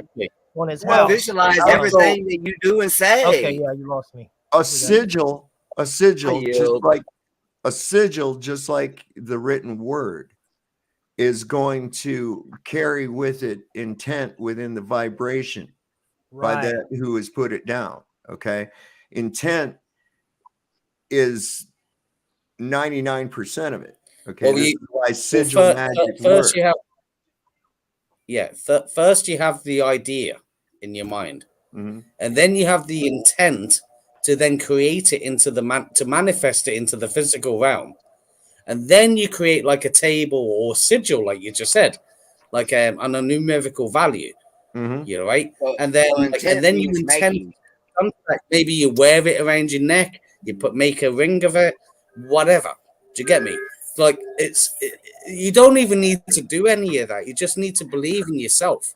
It's like many have if you good get intent. into it a little bit, the symbol itself, and the intent behind it is meant for something more. It's in this Freemason belief, this dualism belief, these two pillars, right? There's an arc, and at the top of the arc, there's a space missing, right? That's where the last block goes in. That's when they complete what they call the great work. Okay. So, but Jeebus, I think that's two pillars come together. I think, like, right? hold on, brother. let's not go into like Freemasonry. Like, let's not go into occult. You know, and think about it. It's alchemy, really, isn't it? Well, yeah, it is. Yeah, it is. It is. I just wanted to show this real quick, Jeebus, when you were talking about that, because this is something that occurred to me when I started looking at these clocks. Show a picture of that door, though, Sovereign. Hang on one For sec. real. What am I doing here? Oh, I want to go to this here. Okay. Look at that 6. That Stargate was one of the first things I thought of when I saw that thing. But this is like so dumb. Why would this 6 is upside down like that? And I never recall it looking like that. All these 5s, Roman numeral 5s, you know. Yeah, it's Roman numerals. I was going to say it's like, but yeah, it's upside down. When you look at it like that, of course. It's just what it reminds me of is a wheel. But also look at here. top. Look at here, because 4 in Roman numerals is IV, right? So, bro, like the way I see it, if you're sitting in the middle of the clock hands in the center, and you were looking from left, so like you're looking right, going all the way around, then you'd see it. But then we're seeing it upside down. Do you get me? So one's positive and one's negative. One's a minus. Your head 180 fucking degrees to look at a One's clock. a plus. That's why they got military The hand time. does. One's in minus and one's in. I mean, they don't have the 6 upside down when they use the Hindu Arabic, right? Why? What's so unusual about that face? Listen, I looked it up and they said because of us. I said, why did they use this? Right, using 4 eyes instead of an IV. And the explanation most prevalent that I got was because, it's more aesthetically pleasing. Well, why not just use bunny rabbits and fucking chickens or some shit? You know, I mean, it's like, you know what I'm groundhog. saying? You might well use groundhog every day. I mean, when you've Groundhog got Day. That's it, Groundhog Day. when you've got Hindu Arabic numbers like we use currently, the 4 and the 8 are not aesthetically, you know, balanced out or anything like that. So Yeah, but they seem to all intertwine.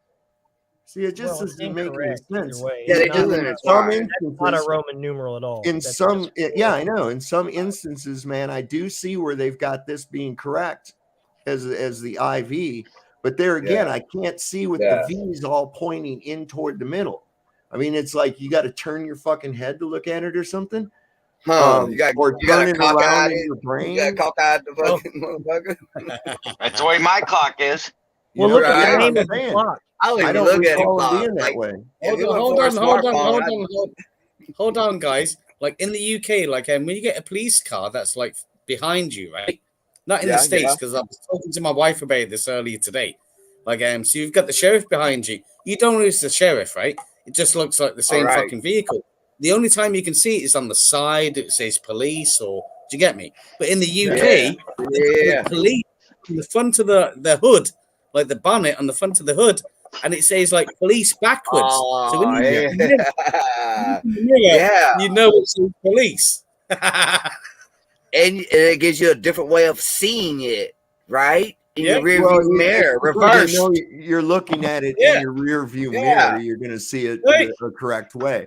That's not why they're doing this with these. They give you clocks. both ways to look at it. That's what they're doing. They're just letting you know they're there, right? Yeah, fuckers. You already know. Most people can glance and be like, "Oh fuck, that motherfucker behind me, babe, you got my back, right? Don't hey, if you pulled over, I'm going down tonight. I'll take one for the team." He's lighting me up. Yeah, man. yeah, you already know. But unless you know what to say and do, right? But you know what? You always gotta be humble, right? Don't. Yeah. When it comes to your window, it's your yeah, rights. know how Just to be handle humble to it. your rights, man. Correct. Just be yourself, 100%. Be humble, bro. The worst thing rights. is you get mad like a slave. That's the worst thing you can do. Right? All my clocks are like that. Motherfucker, you pulled me. Hey, Mr. B, go and check now. Google Roman numerals and see what the number for 4 is supposed to look like. No, I know. I'm just saying they're all the same in my every one of know, them. I got that's 2 what's so grandfather weird. clocks. That's what I'm saying. I don't recall them being 4 ones instead of an I and a V.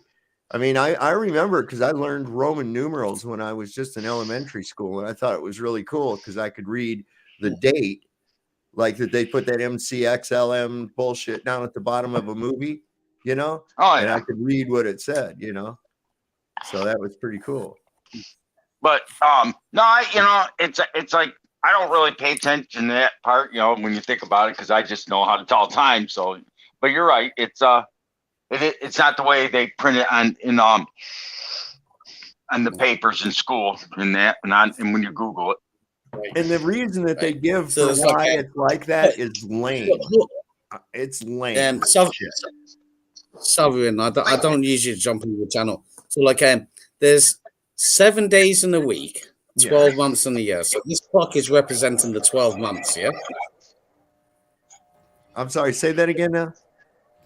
So there's 7 days in a week. Right. But this clock that you're looking at is representing the 12 months, the 12 hours of the day, the 12 months of the year. Yeah. Well, there's 24 hours in the day. We just use 12 twice.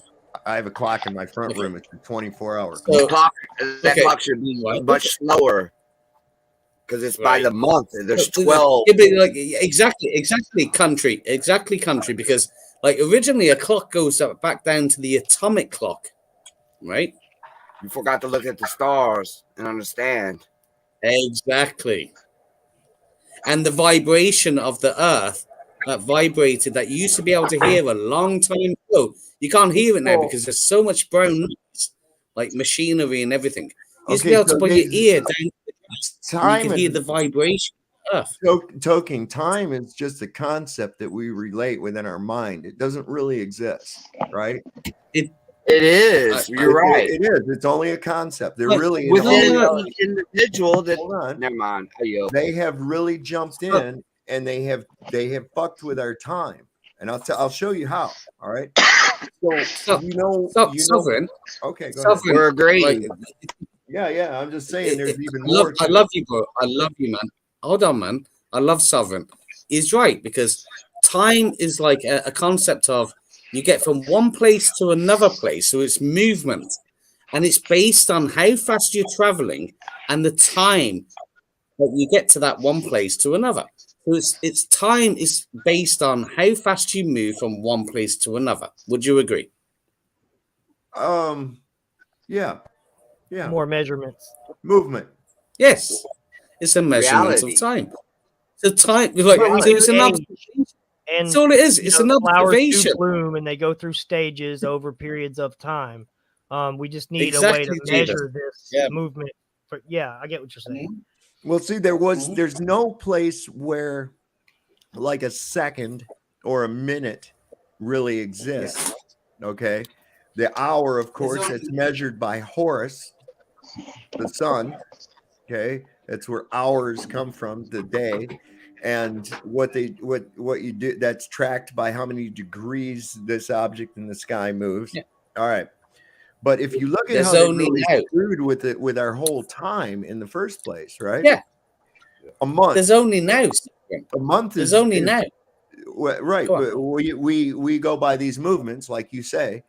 All right. But they've even conflated that shit in our brains even worse, because where do we get the word month from, for instance? It comes from moon. Right. Now, every 28 days, the sun laps the moon. That's one moon cycle. That's 28 days. All right. Syncs right up with the woman's cycle as well. It's really quite remarkable. This is why the moon is always associated with a fertility goddess, whether it be Artemis or Diana or whatever, what have you. Okay. And in fact, Diana, the one who died tragically in the Pont de la Lune, which is the tunnel of the moon, she referred to herself as the brood mare for the royals. That's how she said she felt. She's also referred to Sovereign as the goddess of the hunt. Oh, right. Okay, so we take anyway back to the time thing. They tell us a woman, for instance, is pregnant for 9 months, but you ask her how many weeks, and they say 40. Wait a second, how many weeks? I don't know. Sovereign, let's pull up. Like I've told my wife, like I've got kids from another partner, but like my wife now, I told her, look, I do not believe or trust anything that bleeds. For that amount of time, that doesn't die. Huh? Yeah, that's an old one. I've heard that. I used to have a shirt. I used to have a shirt that said that. Trust But what you're saying, Sovereign, is that right, a here's the pregnancy thing. lasts for 40 weeks, but Well, 40 how many- weeks would add up to 10 months. Right. Well, yeah, right. How many weeks in a month? 4, right? 4 times 8. Well, no, not all months. 4 times 7 is what? Yeah, but not all months have. Oh, no, it depends on yeah, what you- So this is yeah, where you get a leap year. You get a leap year, wait. apparently. Oh, yeah, because that that's fake like- leap before we year. even get to that leap Right. year. Before We we leaping even- somehow. Fuck what happened yesterday. We leaping it. before we even get to the We leap still year. 2,000 years behind Damn, because of all the leap year bullshit and all the fucking skip that day holiday.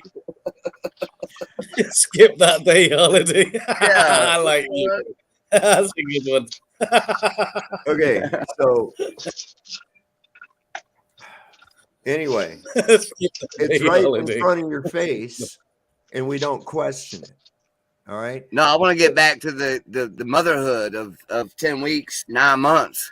Yeah. Wait a second. Yeah, I'm yeah. going to get to that. Yeah. Okay. You have to stop interrupting me to let me fucking get to Well, I didn't. There was other people Sorry, talking, bro.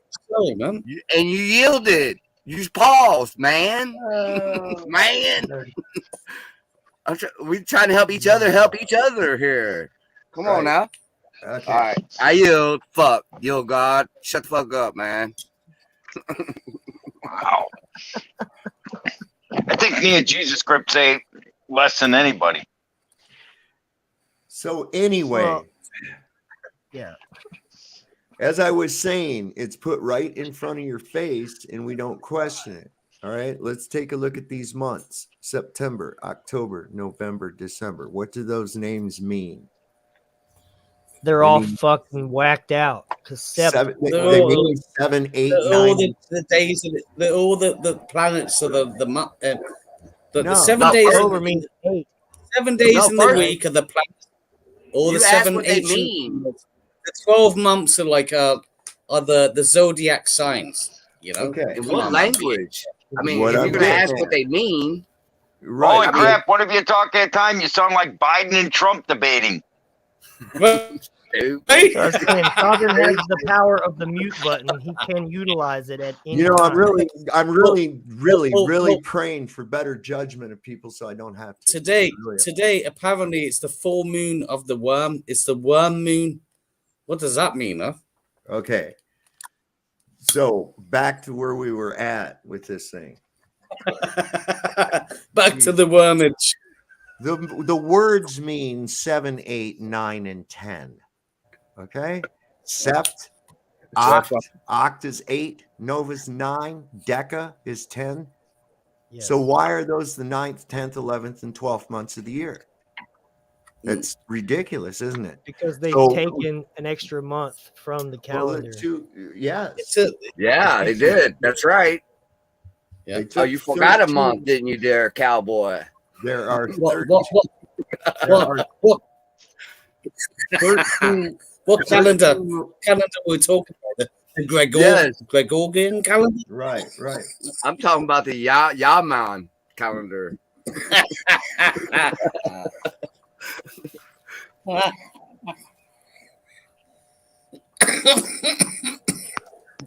Fucking hell, you Hey, guys I fucked didn't me up. smoke yet. Y'all are fucking over there choking and coughing. What the hell? Whoa, man, I just hit a dab. Behave yourself. Oh, you did? Oh, nice. Fuck you. Yeah, man. I know, but Jesus Christ. You can't show that much love too many places. well, I'm here, bro. Hey, let's let Sovereign finish, at least finish his sentence. Oh yeah, man. Sorry, Sovereign. Sorry, bro. Yeah, I'm sorry for cutting in. Shit. Fucking yield. Guys, I should just jump on the table then. See, Slicker, man, like you can't have many plans, man. You keep jumping in, cutting out. Like, fuck off, man. Like Sovereign. What's up, bro? I'll fuck off. Because you probably beat my ass in the streets. Yeah, see, there it goes again. We got all this irrelevant shit. Just Nice. interrupting. Nah. I think it's purposely done. Sovereign Man. needs to change, give people different new names. Y'all change your name to Trump because all you do is cut in. You're Shit, like watching Biden debate Trump on a I think presidential too, debate. y'all getting the top bunk here. Hey, Sovereign, you want to finish what you're saying? No, go ahead. I got called out. I will not. No, I'll tell you why. I'll tell you why. No, you're going to. I know you're going to Country, leave. man. You're going to leave. You're going to go because you're interrupting all the time. I'm sorry. Thank you. You can't just keep fucking doing that. I gave you chance after chance after chance, and you keep fucking railroading the shit off onto some other goddamn shit or some other fucking shit. Jesus Christ. Sovereign, I yield. No, wait. Let me. No, wait. But I yield. No. Okay. Okay. I'll shut up now. God damn. No. Wait. Sorry.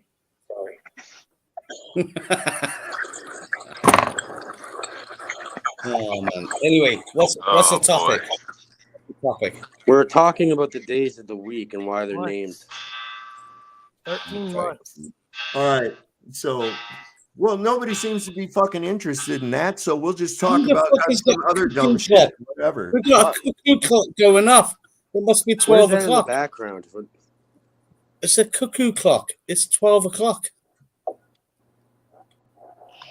It's 11 o'clock here. Wow, man. Well, someone's cuckoo's going off. That was mine.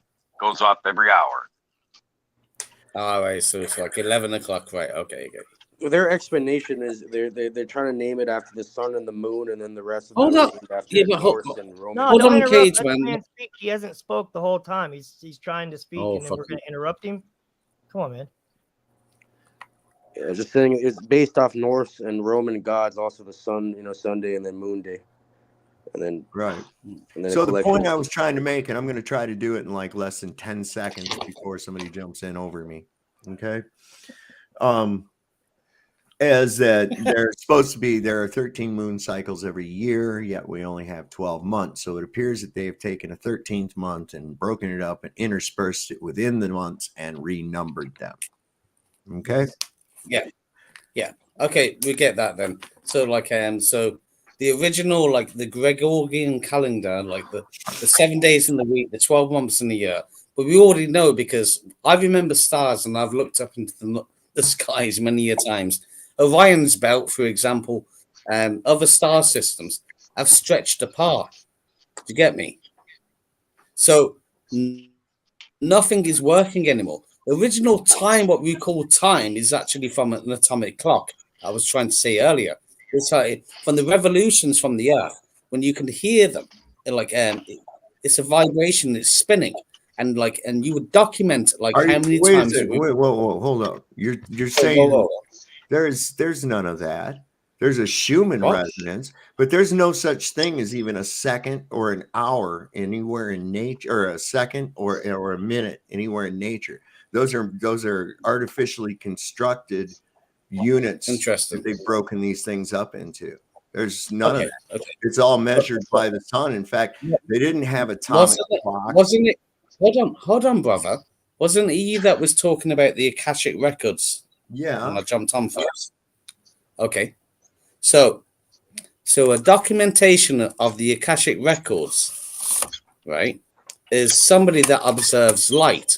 They used to call them Thoth, the god of wisdom, or he had many names. When I say Akashic record, what I'm talking about is that all thoughts that have ever existed or will exist are prevalent within the aether, whatever you want to call it, this cosmic net that connects all of us. It's light. It's documented in light. That's what I'm saying, brother.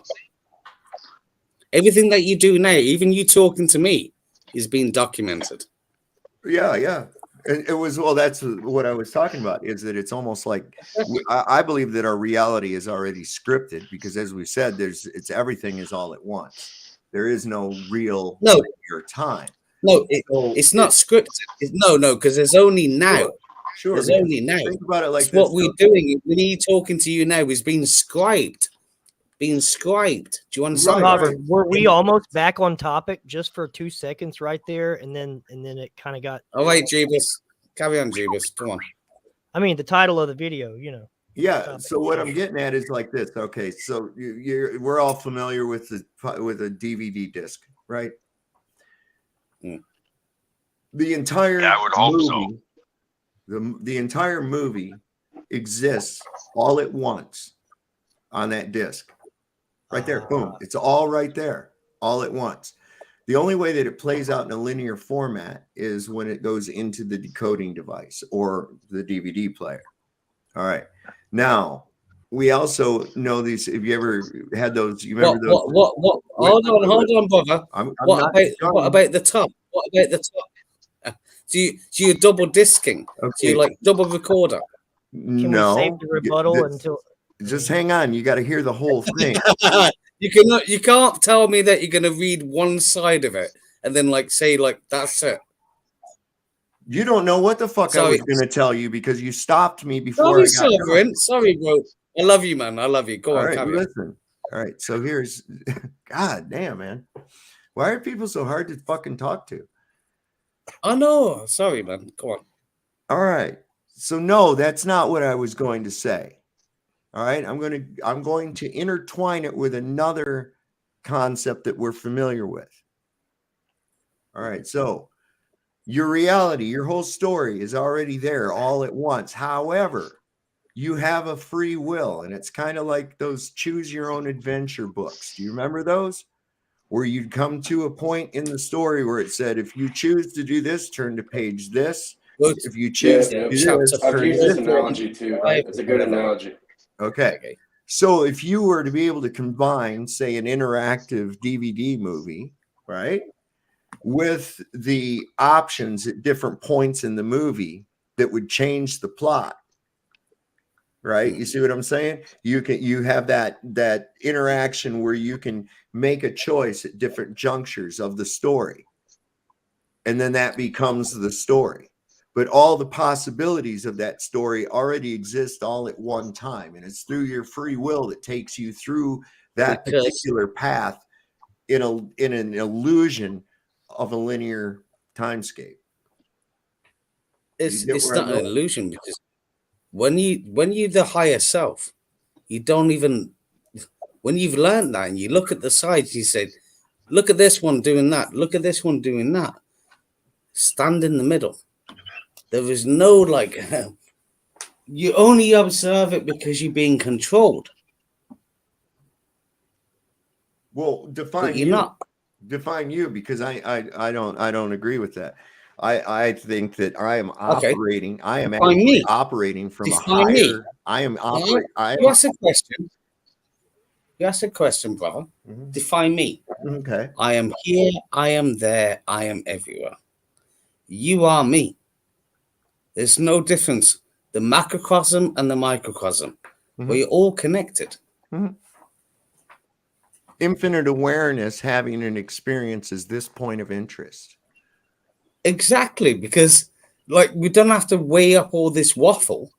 Right. Just like let's get to the fucking point. So, that being said, I am operating from a higher consciousness into this 3D low vibrational reality through this meat suit.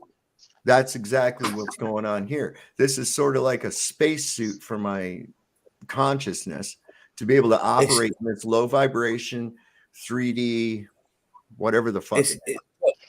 My brother, it's your observation. It's order out of thinking that that's how you have to talk to me. It's his observation, the way that he thinks that he needs to talk to me. But bro, I'm not that. I'm pretty high, but like I'm not trying to like take you down like from the high edge to the low edge. I'm trying to bring you back to the middle.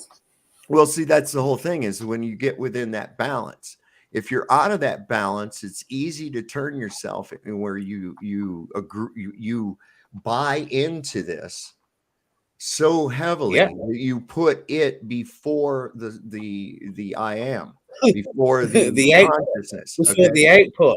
Exactly. So it's the inverted pentagram. Okay, the spirit is below Yeah. the elements, whereas you want to course. maintain the spirit above the elements, Of but course. within a balance and relationship with those elements. Everything around you, like what you see, like what is man-made, was a thought inside his mind. And like a table, a toilet, a lighter, a cigarette, like a rolled cigarette, or whatever the fuck it is.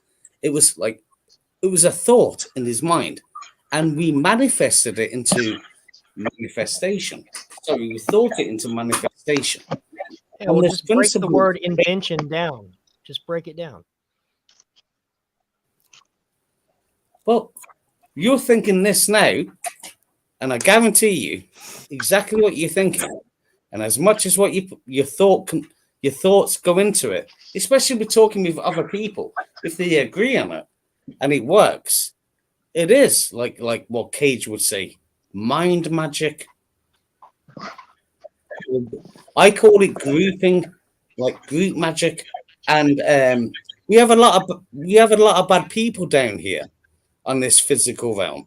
And I only came down here to talk to like-minded people, to to educate people, to get them away from like watching TV, listening to all this radio Well, waffle. you're right on that there's a lot of people that have been, I think, lulled into the even lower vibration through the fear. Very deep. Very deep. Through this instrument we call the television, and now through social media. Even music, bro. Yeah, I mean, everybody's like wanting to focus on that, and I noticed that when there's a channel that's exhibiting a shitload of drama with somebody, oh my god, there's hundreds and hundreds of people watching it. You know, no, it's even worse than that, bro. It's like I've got kids, and my kids are like in their 20s now, but like talking to them, and like they want to listen to Tupac. Do you get me? Or like all that shit like Eminem, whatever. And I'm like, like they are actors, right? Maybe Tupac wasn't, I don't know, but they listen to they want to carry knives, they want to get guns. Do you get me? Well, yeah. Listen, that's all Tavistock fucking programming. Exactly, right? Exactly. Yeah, so we need to the music, bro. I play music on the piano and the guitar. So but I have a message behind my lyrics. Do you get me? There's a difference. But you have to understand this too, Token. Do you know what makes a hit song? Do you know what actually makes a hit song? Well, repetition. Repetition, yeah. No, how many times they play it? You have to listen to it. Eventually, you find yourself. Bro, you're not gonna get on the billboards unless unless you want to be like Tekashi 6ix9ine that fucking buys his album with every fucking credit card that he can use, right? To get on you know what I mean? That's not no one wants to sell not how it happens, man. It's the industry itself decides who's going to be hit. Exactly. That's what I'm saying. That's what I'm saying, bro. Who's going to be on their magazine covers? They don't want the message, bro. If you're sitting there going one of my songs, if you listen to it, they're not going to sell that out there because they don't want that message out. That's not where they're pushing. They want everyone to kill each other and fucking this. Well, of course, it fits the low vibration of what they're trying to get going. Listen, I've been saying this for a little bit now, and I always say, the beginning is near. But these instruments of media we look at as a convenience and as something, isn't that wonderful? We can watch programs and be entertained programs, and we can listen to music, and we can be all into that, and dance and all this other. And we don't really realize what's going on. These things are engineered to steer society in a given direction. Okay. Now, one you can see that they start doing with trends. And one of that is a demasculation of the American male. And it might be in other countries too. I don't know. I don't watch a lot of foreign television or anything else like that. But what they started doing, having the oafish husband. Let him finish. Let him finish. The oafish, bungling husband and the smart wife who has to always bail him out. She's the comedic straight part to his, buffoon part.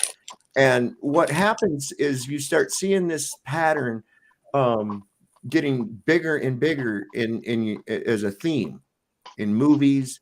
And then the next thing you know, it's demasculated males because they start emulating what they see on the television. Now you mix that in with a lot of this shit that's causing the testosterone level of men to drop. And what do you come up with? A shitload of weak gamma males. Exactly. Exactly. And Sovereign, sorry to interrupt you, but I want to add another point on that. Have you ever noticed? Go search up rappers or like basketball stars and dresses. I think it's like a humiliation ritual for them. Yes. Oh yeah, Cage, I'm hip, man. Yep. It's a thing they're doing with mostly black males in Hollywood. Yeah, they're making them wear dresses and shit. Industry. Mm-hmm. They're that is a thing. That is a thing. Yeah, I don't pay a lot of attention to the entertainment industry except for just kind of gloss over. I'll see, there's something about that again, and there's something. I think you guys are watching too much shit online, man. Well, no, the thing that gets me is I'm going through, but they're all wearing dresses. I'm going through and I'm finding these different. I look at when I see news headlines and when I see social media posts and things like that, I have this gift. Sovereign, kick them shoes off. I can see them. Hit them high heels off. That was what you wanted. That's what you interrupted me to say. Wow. Pac-Man him. I'm sorry. Dude, come on. You got to stop doing that, man. You really do. Come on. We're trying to talk about some shit up here. Where are you going with this? Where are you going? They're trying to demasculate. I'm talking about how they have demasculated people through what you see in entertainment. Why are you even talking about it? This is fucking weird, man. Entertainment. Fuck entertainment. Who watches that? Well, no, we're trying to apparently, Toking, enough people see it that it actually affects the society. It actually so we're going back to what is the message? What is the message that we should be teaching them? Let's concentrate on that. Wait a minute. Who said I was here to teach anybody anything? Wait. He's trying to make a point that some TV shows do that. Sometimes here's the thing. I don't have to teach you how a magician does his trick, so to speak, but I can point out how he does the trick and let you figure it out for yourself. Do you think it's coincidental that as the entertainment and art or media changed in this country, so did the American male, how they emulate what they see on television? Everybody's responding to that. That's why I'm getting American. Why did you see American male? I want to know that. When do I see American males? I'm 57 years old. I've lived in the United States almost my entire life. An American male. I've seen men turn out to this generation that's coming up to be a series of girly boys. That's what I'm seeing, and I have to look at what turned them into. I get you, man. I get you. How did they become that? How did social, within 2 or 3 generations of people? Yes, exactly. Social engineering. Why do we have people walking around with their pants hanging halfway off their ass? Because that's what they do in the rap videos. That's what they see. Yep. That's going to be cool. That's what I'm going to do. Sovereign, in the point we call that advertising. Even back then, they popularized that. That's supposed to mean I don't know, if you're in jail and you have your pants like that, that means you're a bitch. You did. That's what it meant. If you were it means you're open. Still means Are you ready? You gotta look at how things are done. It's an insidious plan. It's brilliant. And that's why I say there's no way it's humanly possible that there was any little group of men or anything that got together and worked this out, because this thing is just too fucking complex. They've got you like almost at every turn, and it's like everybody's under a spell, and this spell being cast using some pretty archaic methods, but they're very effective methods of yes. Of various forms of alchemy. You have pharmakia, the sigil magic, and magic, as well as the illusory brother. magic. I know, brother. But like the very simple, like you on about spells. Think about yourself as like the inner self, and you have shields around you, don't you? And the shield is like how do I put it? Like love. So like nothing can penetrate through that shield unless it has love. Now we know like women are easily like, you know, they like to come into that shield, you know, and like to break you down. I think you've been through the shield many a times. Go on, Sovereign. How does that have to do with what I was talking about? Well, I don't know, bro. Maybe I jumped the gun. I just. Well, I mean, I don't. I'm sitting here trying to find a correlation between what you just said and the point I was making. Well, I'm a seer. I'm a mage. Sometimes, like, I used to do tarot cards a long time ago, and like, you know, I used to like. So the waffle around with waffle around with the. I understand what he's saying. Right. Well, I will tell you this right off. Many people have tried to figure me out. Many people have tried to penetrate and see who I am and what I am, and it's impossible. Okay, I am the most unique individual you will ever meet in your life. Okay. Oh, I've met people like you. I embrace that uniqueness. You have never met anyone like me. No, you haven't. I love it. You may have met someone similar, but no, that's I actually got an uncle. I got an uncle that's just like you. I guarantee he's not. Oh yeah, he is. Believe me. Oh yeah, you and him would get along great. The only thing he don't do is smoke pot. He can't. He's got lung disease, so he can't smoke anything. But I understand what you're saying. I mean, if you take 5 boys and have all 5 boys watch nothing but Dukes of Hazzard and John Wayne movies, and a bunch of them watching, and the other group watching Family Matters and Different Strokes, they will act different. You'll have one group thinking you can jump a car over a damn creek and tell a sheriff and break out jail and then have charges dropped and everything else. You know how many kids in my neighborhood thought you could buy a Dodge Charger and jump it over a creek over and over and over and over and it would do it? I know someone that actually bought a Dodge Charger and jumped it and thinking it would keep going like it was a tank or something. And the great General Lee. And guess how long that car lasted? The 30 feet he jumped it. And it went to a junkyard. Because people will see something on TV and they're gullible. Well, yeah, I mean, that's where you get your ideas for what you're gonna wear, different styles of clothes. What the fuck was that? Right? My man's gonna like steal a Dodge Charger. Okay. No one said anything. Steal a Dodge Charger. Go out and buy one. When there was kids that would take one and try and jump it. They thought they were indestructible. There was kids, and I went to school in 4th and 5th grade that swore the General Lee was a real car that could jump a creek. How does get to jump a charge? Like Cage, stop stealing fucking cars, bro. So here's something kind of cool, right? The truth of the matter is they used like hundreds of those fucking cars. Okay, thousands. There's one of them parked right up here in Luray at the Cooter's Garage, which is a big, huge Dukes of Hazzard fucking museum and all kinds of shit. They have reunions there of the cast, and it's they used hundreds of them. I've talked to Ben Jones a lot. Before he even opened that place, he used to come into a restaurant I worked at. I used to talk to him, the guy that played Cooter, and I'd ask him a lot of questions about that. I've been there. So it's pretty cool. Yeah, that ain't even a Dodge. It's a Ford 500.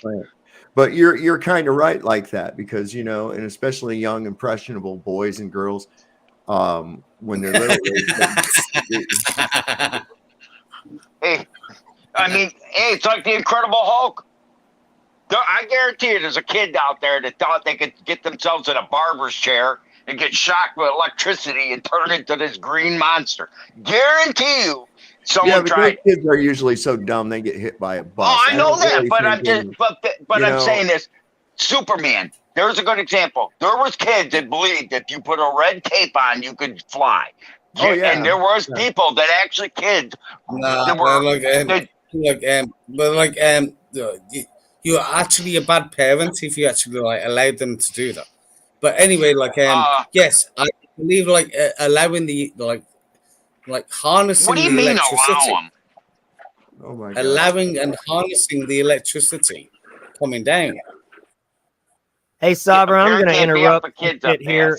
I got to jump off panel, brother. Lightning bolt. Yeah, like a lightning bolt. I'm gonna kind of limit this down because Robble. It's going fucking off the rails, man. Toking, I don't even know what the hell you're talking about, bro. I'm gonna right on. Good night, everybody. Peace out. I'm gonna say bye to you, man. Later, Jeebus. So have fun. Later, brother. Nice plant, by the way. We'll get back with you later, man. Anyway, thanks, man. Wow. So yeah, you're right about that. He was right that the television programming and our media, it does absolutely influence, you know, where shit's going. That's why I say, you know, I see these kids walking around, little kids with fucking cell phones, just blankly staring into fucking TikTok day in and day out and shit, man. And their parents are just letting them fucking do it. Well, yeah, well, that's why, because what they're trying to do is they're trying to break down the family structure. If you don't have a strong family structure, then what's gonna teach your kid? The fucking phone's gonna teach it. The algorithm's gonna teach it. You know, the next generation, whatever they want to pump through the algorithm to normalize. You know. Yeah, it's pretty crazy. Well, you know, you see so much. And like Mr. B said, you know, we did, like some of us when we were kids, man, we were watching Evel Knievel and he was jumping shit and he was like our hero. And we'd take our bicycles and try to jump over, you know, garbage cans and each other. And, you know, hey, did anybody get hurt? Fuck yeah, people got hurt. But that was like a badge, you know. You had a scar from where you got stitches, but you jumped 3 garbage cans and they were on fire with leaves, you know, and shit like that, you know. And you know, nowadays I look at these kids, I see them going down the fucking road on a bicycle and they look like, Christ, why aren't they just wearing bubble wrap or something? You see them, they got a helmet, fucking knee pads, and elbow pads. You know what I find funny? It's like the old saying, I drank from a garden hose and I lived in a house with lead paint and I survived, you know. It's like, whoa. I don't know. You know, if I want, I could scare some people. The house I grew up in is 4 blocks from me. My uncle lives in it now. It was built over the top of a creek. A creek used to flow through the center of the basement. And in the spring, you would see fish in there, and I could go in my basement and fish. Didn't have to worry about getting busted. You'd see carp and whatever flowing down through there, and my father put up a net. Didn't even need a fishing pole. Put a net because it was about 4 foot wide. You could put a net out there and catch them and go upstairs and eat dinner. It was crazy. But guess what? I told someone that. They say, "Oh, you're full of shit." I said, "You know how many houses were built like that in this country?" I wouldn't even want to guess. Well, there's quite some shit going on over here in the chat. That's what I'm sorry. I was like kind of spacing out, checking this out and shit. Wow. So yeah, this is the thing that was getting to me is that my biggest thing is, I don't know, Cage, you've seen these fucking changes, right?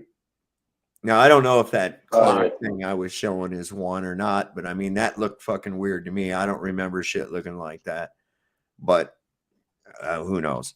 But these other things that I know for sure, like in my Bible, the actual title on the cover not being capitalized any longer. That's got me kind of fucked up. Yeah, it's weird, huh? Maybe they're doing like some system upgrade. Well, that's the whole thing. I mean, we've said before, reality is nothing more than our interpretation of electromagnetic signals into this reality that it's only in a little spot in your brain about that big. It's through your interpretation, through your five senses. So did they fuck with the code, or did they fuck with our interpreter? See, that's what I'm worried. It's like I was always taught in signal school that, when the radio goes down, follow the signal path, from the antenna right on down to the RT to the power source. Boom, boom, boom, boom, boom.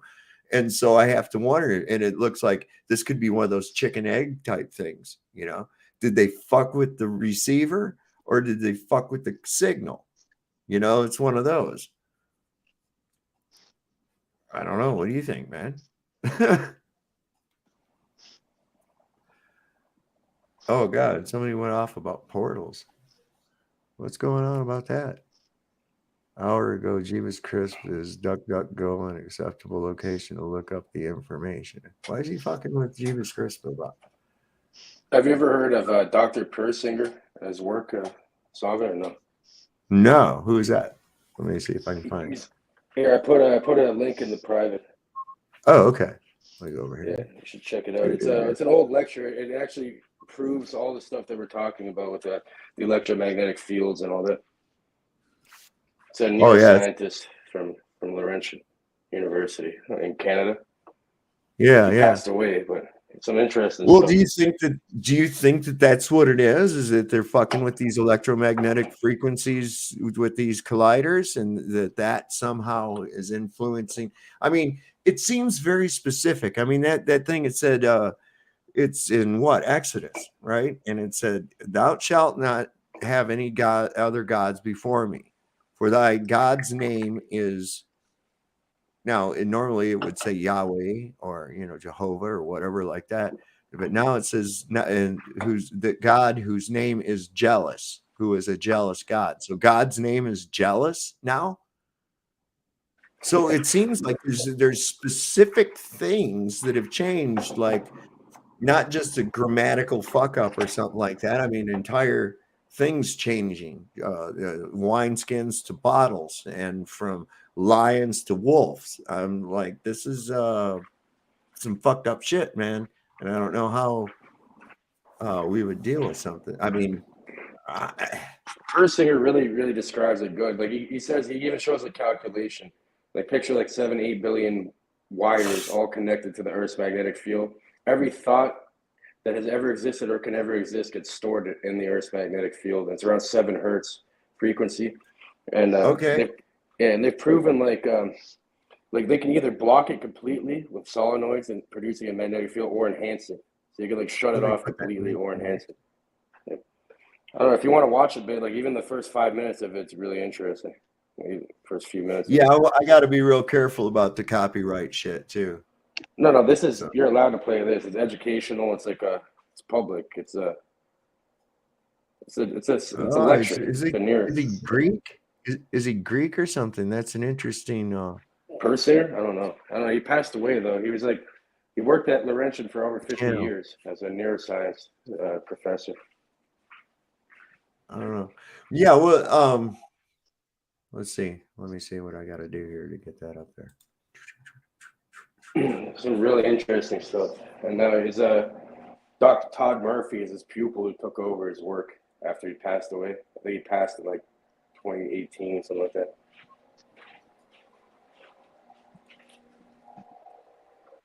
Well, first of Not to interrupt, there's this is going to be a slightly different approach. This is going to be a more what, Mr. B? I said not to interrupt, but I was just going to point. I was commenting your background that you got reminds me of the new Martin Luther King statue with the arms holding each other a little bit. Mm. Yeah, I just happened to notice that. I said, it ain't that. I know it ain't, but it kind of looks like it's got that. It's actually, this is a place in Lone Pine, California, There's been a lot of movies and westerns filmed back here. The movie Gunga Din was filmed in there. How the West was one, bunch of different movies. And this is the arched rock. There's these really wild ass rock formations back there. And I believe it. I think I seen that in the one. This one in particular, well, it's in Tremors too. They filmed Tremors back here too. Oh, okay. But what wasn't that in one of the TV show, The Rifleman, in one of his episodes? I was in several of them. Yeah, Bonanza, all kinds of TV shows, westerns, hundreds of westerns, sci-fi, all kinds. You're a movie buff, aren't you, Sovereign? I can tell you always talk about movies and stuff. Yeah, I like a good, if it's got a good story, something that makes me think, you know. But I just happen to live by this place, and it's about halfway between my house. It's about 35 miles from where I lived. And then you go about another 30 miles north and you come to the... That's in Virginia? No, this is in... Oh, where you used to live? Yeah, this is in California. Yeah. Oh, okay. So... Yeah, I was just curious. I wasn't trying to interrupt. I was just saying that it does, but it sort of does look like that new Martin Luther King monument with him holding his wife. That is butt ugly, but... Yeah. All right. Well, let me go ahead and play this. Open type of lecture. And what I would like to do is to begin with what the future will be. And this is what this particular presentation will be like. So this is the human brain, as you This is like 15 years ago, too. Many occasions, but in actual fact, that's not the real human brain. The human brain is alive. And if you measured it, this is what it would look like. Those flashing patterns you see there are the actual activity of a real brain. We've taken an EEG, quantified it, and we can actually see the activity taking place over the left and right hemispheres. The yellow and the red that you see is effectively what's going on as the person is sitting quietly. There's microstates going on here, being recreated every 20 milliseconds, 50 times a second. You know what it reminds me of? It's like, okay, because like I've said, your fucking brain is just not like your processor, your modem, your processor, and they've hooked lights to it. So it's just like the one that you're looking at on your computer. It's just blink, blink, blink, blink, blink, blink, blink every time shit's coming through. Yeah, there's awesome. A refresh. He talks about the refresh rate of consciousness. Yeah. There are about 4 basic microstatic patterns, which are the building blocks to consciousness, just like pairs, sets of DNA or base pairs are the information for the last 3 billion years of genetics. Person's quiet. So the question is, suppose you had access to information within every other person's brain and they had access to yours. What would happen? Has it happened? Can it happen? And what would it mean for the future of human societies? No more secrets. And tonight, that's exactly what we're talking about. Suppose you had access to the information of every other brain on this planet. Oh, no. No more secrets. They have it already. Trust me, this is old. Are we all connected? And the answer is yes. We are all immersed in the Earth's magnetic field. The human species is about 7 billion conductive brains, all sharing this field. Think of 7 billion wires, all immersed in the Earth's magnetic field. This field contains enough energy to store the experience of every human being who has ever lived. There's your Akashic record. Easy calculation. Just think about that. All the information. I believe that too, because when I had my experience, it's like I had this download of information. And it was so profound. It was like we were saying earlier, do you think in thoughts? I mean, what are your thoughts? Are they words? Are they pictures? Are they a combination of the two? Describe how your thoughts, what are they? When you're silent, you're thinking, what is it? But it was like these just information and shit just pounded into my head, just like a download. And it was amazing. And the only thing I can say is that it had to have come from somewhere. Like I say, an Akashic record, a greater collective consciousness. The magnetic field. Yeah, something. We're not the only species that that connect to the magnetic field. Fish, birds, they navigate through that, the magnetic field. Well, sure. It's all connected. It is absolutely all connected. And I've seen that. I've seen it. I've seen the like fibrous web that connects everything. And in other dimensions, I have seen this, and it's really something. It almost reminds you of, you know, that webbing that's drawn on the dollar bill. You Yeah, know it's like that a web. webbing. Yeah. It's like that. It's like that. It's really something. And after I saw that, I had to wonder is that where they got the idea for that? It's like we're all I don't know. tethered to the Earth's magnetic field. Yeah. It's like billions of So, well, is it the Earth's magnetic field, or and when we say Earth, the Earth's magnetic field, aren't we part of Earth? Yeah, it's like I the think plane. that our, This plane. like you're saying, that entire collection, if you think of it as the Earth is an entire living system, and each organism on it being a part of that organism, you see, it's kind of like in the human body. You have all kinds of different organisms, essentially, I really that have love. come together. Yeah, I really love looking into neuroscience to try understanding these concepts a lot, because it's like more definitive proof, right? Like you can't argue with the numbers. Information of every human brain that's ever lived has the potential to be stored in the Earth's magnetic field with lots of energy left over. There's the Earth's magnetic field. You've seen it on many occasions. Mm-hmm. In fact, the strength of the magnetic field induced in every brain, right now you're being induced, to put it this way, you are immersed in the Earth's magnetic field, is penetrating through your brain, through your body. And in fact, the strength of the magnetic field induced in every brain by the Earth's magnetic field, when all brains are considered, is almost identical to the strength that each brain generates. Your brain generates in the order of about a picotesla, which is about a trillionth of a Tesla, much weaker. Who's to say that we're not responsible for the magnetic field? Yeah, we could be. Exactly, we could be. You see, that's what I. It's That's like what the I chicken get or with the it. egg. You know? Yeah. Because there was a fluctuation, they said, in the Earth's magnetic field that was measurable at the moment of collapse on 9/11 of the first tower. Yeah, because all that signal was generated. The whole Yeah, world I was mean, it's watching. the collective psychic human emotional energy. I'm sure that there was as well when they traumatized every school child in America when they blew up the fucking Yep. Columbia. Another interesting point he's about to make is he says it sets up. He puts a calculation. He says it sets up like a hologram, pretty much. It's like an electromagnetic hologram that we're seeing. There's nothing exists outside of the mind, right? So it's like, well, I've thought that as well, and I've had the strange thing is I've had that thought ever since I was really a kid. I've entertained this thought because, like, I can remember walking home from school, and once the school got out of sight, I can remember having the thought, how do I know the school actually exists if I'm not there?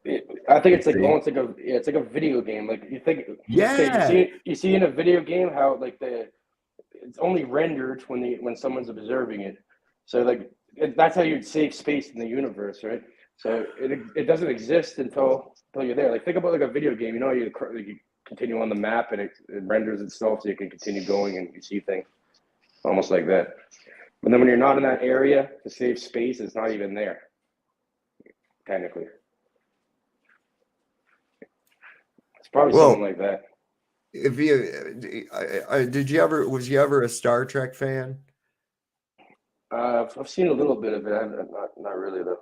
Okay, so on the Next Generation, and especially in all of the Star Trek, what they presented in their technology was all stuff that was within the realm of possibility, and that Gene Roddenberry was real adamant about that. And a lot of those things that they had, we've come to have devices that are not invasive to diagnose a person's illness, various things like that. So what we find on like the Next Generation, which was even better done, even better done, I think, they had this thing called the holodeck. And the holodeck supposedly worked the same way the transporters work. The transporters work by turning the matter to energy and then the energy back into the original matter. Okay. Theoretically, it could be done. We can take matter and turn it into energy. We do that when we set something on fire. Now the trick would be to turn the fire back into the whatever you set on fire. You see, it kind of along those lines in that sense. So anyway, everything on this recreational and educational deck they had called the holodeck, where they could go in there and run a program, and everything was a hologram, right? But when the user got within a certain proximity of an object and interacted with it, only then did it become solid. Up until that point, it was only a hologram. And so the computer would generate that hologram into actual matter for the time being. But as soon as the user was not interacting with it, it was just nothing more than an image again. And I have to wonder, maybe that's kind of like, the hell is that? The hell? That's weird. Yeah, it probably is. What are these guys talking about in the chat? What the hell? What's that now? What? So what are they saying in the chat? I don't know. There was something going on. Oh, Jeebus Crisp said to go check out this guy's channel. He's been clowning on you hard. And I said, I don't care. I really don't. I appreciate that, Jeebus. But these guys are all negative in the chat, man. What's wrong with you? Yeah. I run across these people and I don't care. They're irrelevant to me. It just I find it odd that someone would want to go somewhere like, I don't agree with that guy, so I'm going to go and be in his chat and say things. Oh, yeah. Okay. I don't agree with you on the flat earth. I admit it. I told you that. Yeah. That's my opinion. I think it's a you can have hologram. your opinion. I mean, that's the whole thing about it too. Is see, I don't care. No, I mean, I don't care. I mean, but see, I'm entitled to my opinion. I mean, there's people in the chat that I'm not a flat earther. I think it's funny that you think it is flat. I mean, hey, and you think it's funny that I think it ain't flat. That's fine. Yeah. Well, I mean, you don't want to be in an echo chamber, right? So no. I mean, it's interesting. I mean, I think it would be really cool if somebody could actually show a demonstrative and repeatable experiment proving to me that gravity can hold air against a void or a vacuum or a low, near zero pressure system. I respect the fact that you're willing to think outside the box. Unless that can be actually proven, that's not possible because it breaks every fucking scientific law of physics that there is fundamentally. I understand what you're saying. At least you're thinking outside the box. I mean, you know what some of the funniest things you'll see people make reviews. I'm gonna bring up something simple. How small-minded people are. Like a lawnmower review, for instance. I saw this one guy make a review on a Snapper lawnmower. Said it was the biggest pile of crap running lawnmower he ever had, push mower he had. Went up to Kmart and bought a new push mower, and it worked just as good. And I made a comment to him. And he posted a picture of both of them. I said, I got a question for you. What do you think the difference are? Well, one's made by Snapper and one's made by Murray, he said. But they both have Briggs & Stratton engine on them. Both made by Briggs & Stratton. You may have gotten a bad one on the Snapper, but lawnmower manufacturers, I said, matter of fact, I hate to tell you something. Murray and Briggs are both, Murray and Snapper are both owned by Briggs & Stratton Corporation. Oh, you're a liar. And I posted a link to show them. Snapper was bought out by Briggs, and then Briggs bought out Murray. They're the same company. They even look the same. They're the same deck, the same mower. They just slap a Snapper sticker on one and a Murray. That man thought I was insane. Here's what's funny. Is you say something to somebody, and they go, "That's not true. You're a liar." And you go, "Okay, well, if that's what you think, that's cool." That's your rebuttal, is you're a liar. It's like, have you taken the time to look into it at all? No. Why not? Well, because, and they just. But you understand what I'm saying, though, on those two lawnmowers, though. Even the older Snappers had Briggs engine on them, and the older Murrays, when they were two separate companies, they built the deck, and Briggs and Stratton supply 90% of the engines out there. But you'll find someone that'll put down that equipment over the engine when they didn't even make the damn engine. What's better, a Ford or a Mercury? Hey, they're the same car. Yep. Same just thing like a with GMC, Pontiac. just like a GMC truck and a Chevy truck. They're the same damn truck except for the trim. And you're paying 10,000. It's like my uncle used to work. He's dead now. Used to work for General Motors Corporation up in Canada. He actually built GM trucks and Chevy trucks, and he told me for years in the 80s and set the square bodies in the 80s and 70s. The only difference was the center console button for the horn and the grill.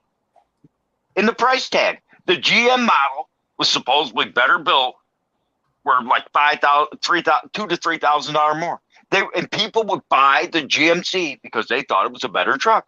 They thought the GMC Sierra was a better truck than the Chevy Silverado. In reality, they were the exact same truck. I used to go into the shop. My dad worked at General Motors, and I've been in the shop there before, and it's really cool because you go there where you'd see like 10 red pickups come through, and then 10 white ones, and then 10 green ones or whatever. And these things would come through, and they didn't have any of the shit on them, no grills or anything else like that, right? And then you'd see like 5 of the red ones go off this way, and 5 of them go off this way. These 5 were going to be GMCs. These 5 was going to be Chevys. You see? Yeah. And it was the same thing. The only thing different was whatever fucking emblems and, like the tailgate, if it was stamped, that kind of a thing. But that was it. That's why, the parts were interchangeable. What was it? The Ford Topaz and the Mercury Sapphire. Same fucking car. I think that's the ones it was. Oh, the Mercury Topaz and the Ford Temple. Something like that. No. In the it was I don't know. It's like the Ford Fairmont and the Mercury Zephyr. They were the exact same car. Same car. Buick, Cadillac, same thing.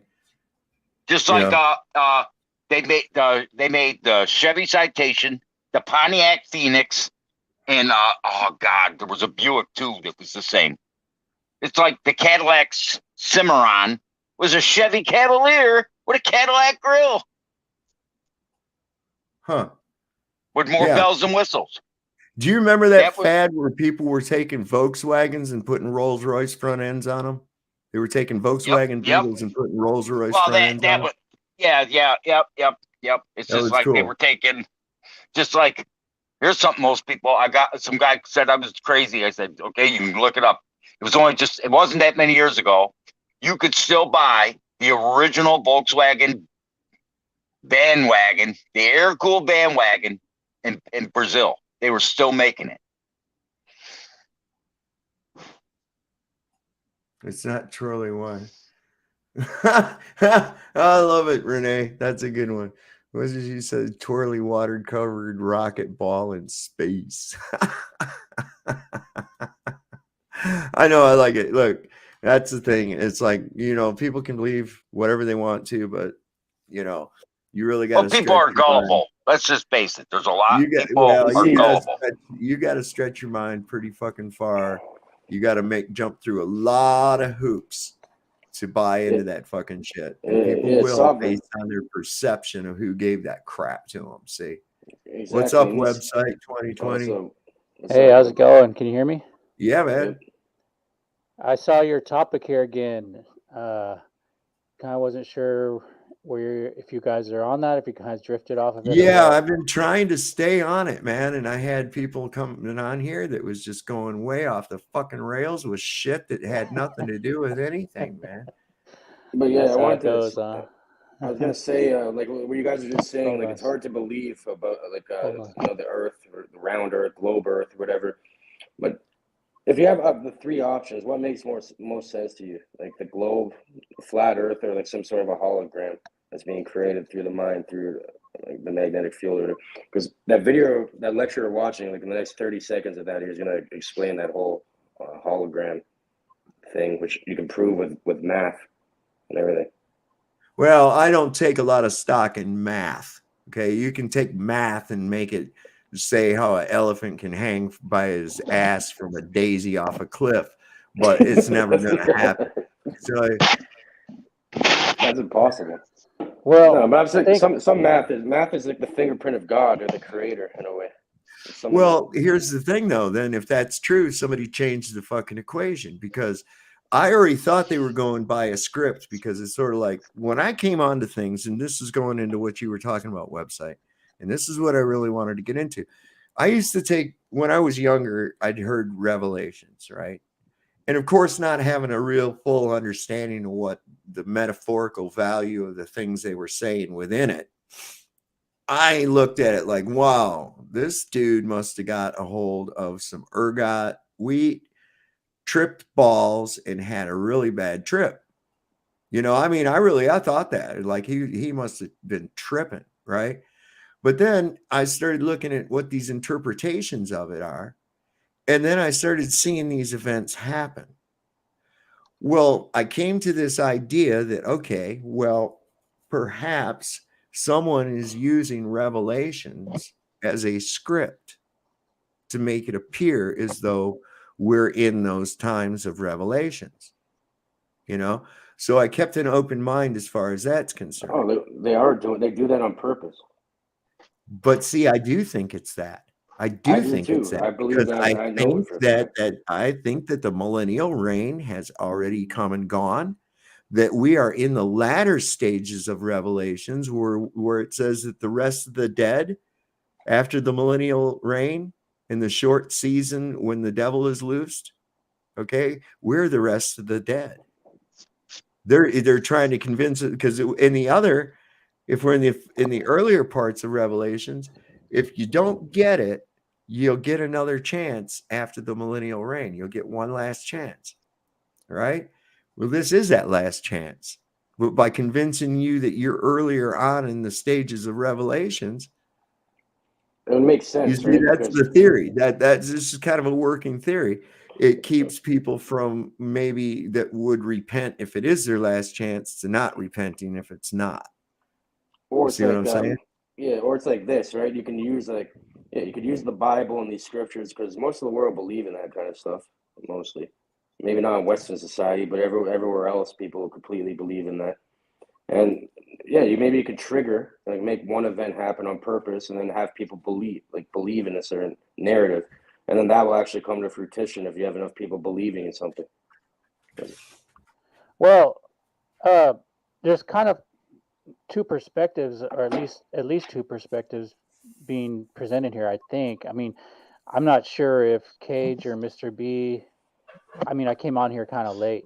I don't know if you guys are seeing the same type of changes that Sovereign's referring to in terms of these world changes, sort of these supernatural changes to the literally, time and space, and more specifically the Bible. Are you guys on the same page as in terms of that perspective? Or are you talking about something else in terms of, I don't know, not related to that? Personally, I think. Sorry, Sovereign. Go ahead, Cage. Go ahead, buddy.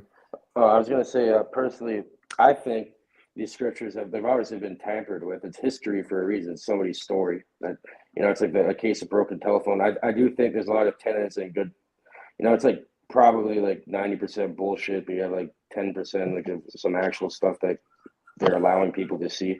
Because look at the Vatican. The Vatican has a massive archive of like all occult books and knowledge all hidden there, and just they hoard all the real knowledge and just give people a version of it. But are you seeing that? Are you seeing these supernatural changes that Sovereign's referring to? Are you noticing those? Yeah. I think there's someone manipulating reality. It's more. It can't be just misremembering. There's too freaking much, man. Yeah. Especially in shit that just doesn't make sense anymore. Like, for instance, in Exodus, it said, "Thou shalt not have any God before me, for thy God, his name should be Yahweh or Jehovah," right? It says, "whose name is jealous, who is a jealous God." What?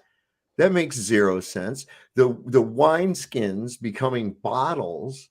Well, now that parable makes absolutely no sense, because in that parable, what they're talking about is people who have been seasoned into their belief systems. Like after you've spent, a certain many years of your life immersed in a certain belief system, you cannot accept a new belief system or any changes to that belief system. Else the skin will burst. It won't hold the information. That's like what in it the means. Matrix. Yeah. And now with bottles, let's get real. You can piss in a bottle and it doesn't make any freaking difference. Even there's even more. I mean, like even I think the universal Bible changes are the ones that really kind of stand out to me. Like, yeah, like for example, like I don't know how well you're versed in the Bible, but there's a really famous passage where Jesus says, "Consider and he talks about a certain kind of bird. He's talking about basically how God takes care of the birds, right. So it says, consider the what? Do you remember what bird he said? I believe it was sparrow. Sparrow. Yeah. So now it says, consider the raven. No shit. Yeah. So that's in every Bible. It's actually in the Koine Greek. I checked the Septuagint. That used to say sparrow, and now it says raven. Because the raven is considered a harbinger of death. And it's related to witchcraft. Yes. Yeah, exactly. Oh, God. And you know what? Okay, so here's what I was getting at with this too, is this thing seems to be something that spreads and becomes more infectious.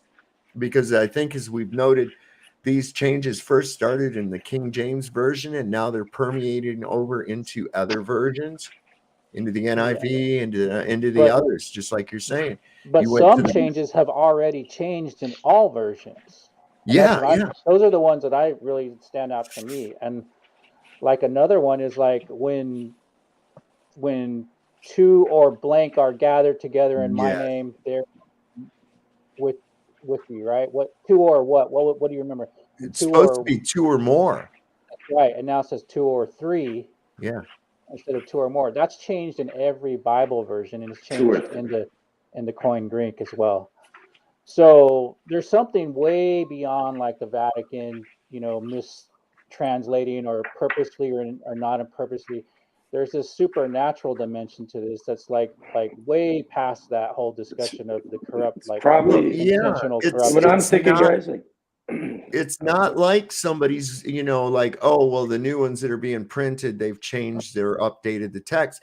I mean, this is occurring in books that people have had on their shelves in their homes, in some cases. Well, it's changing the manuscripts. I've checked the manuscripts.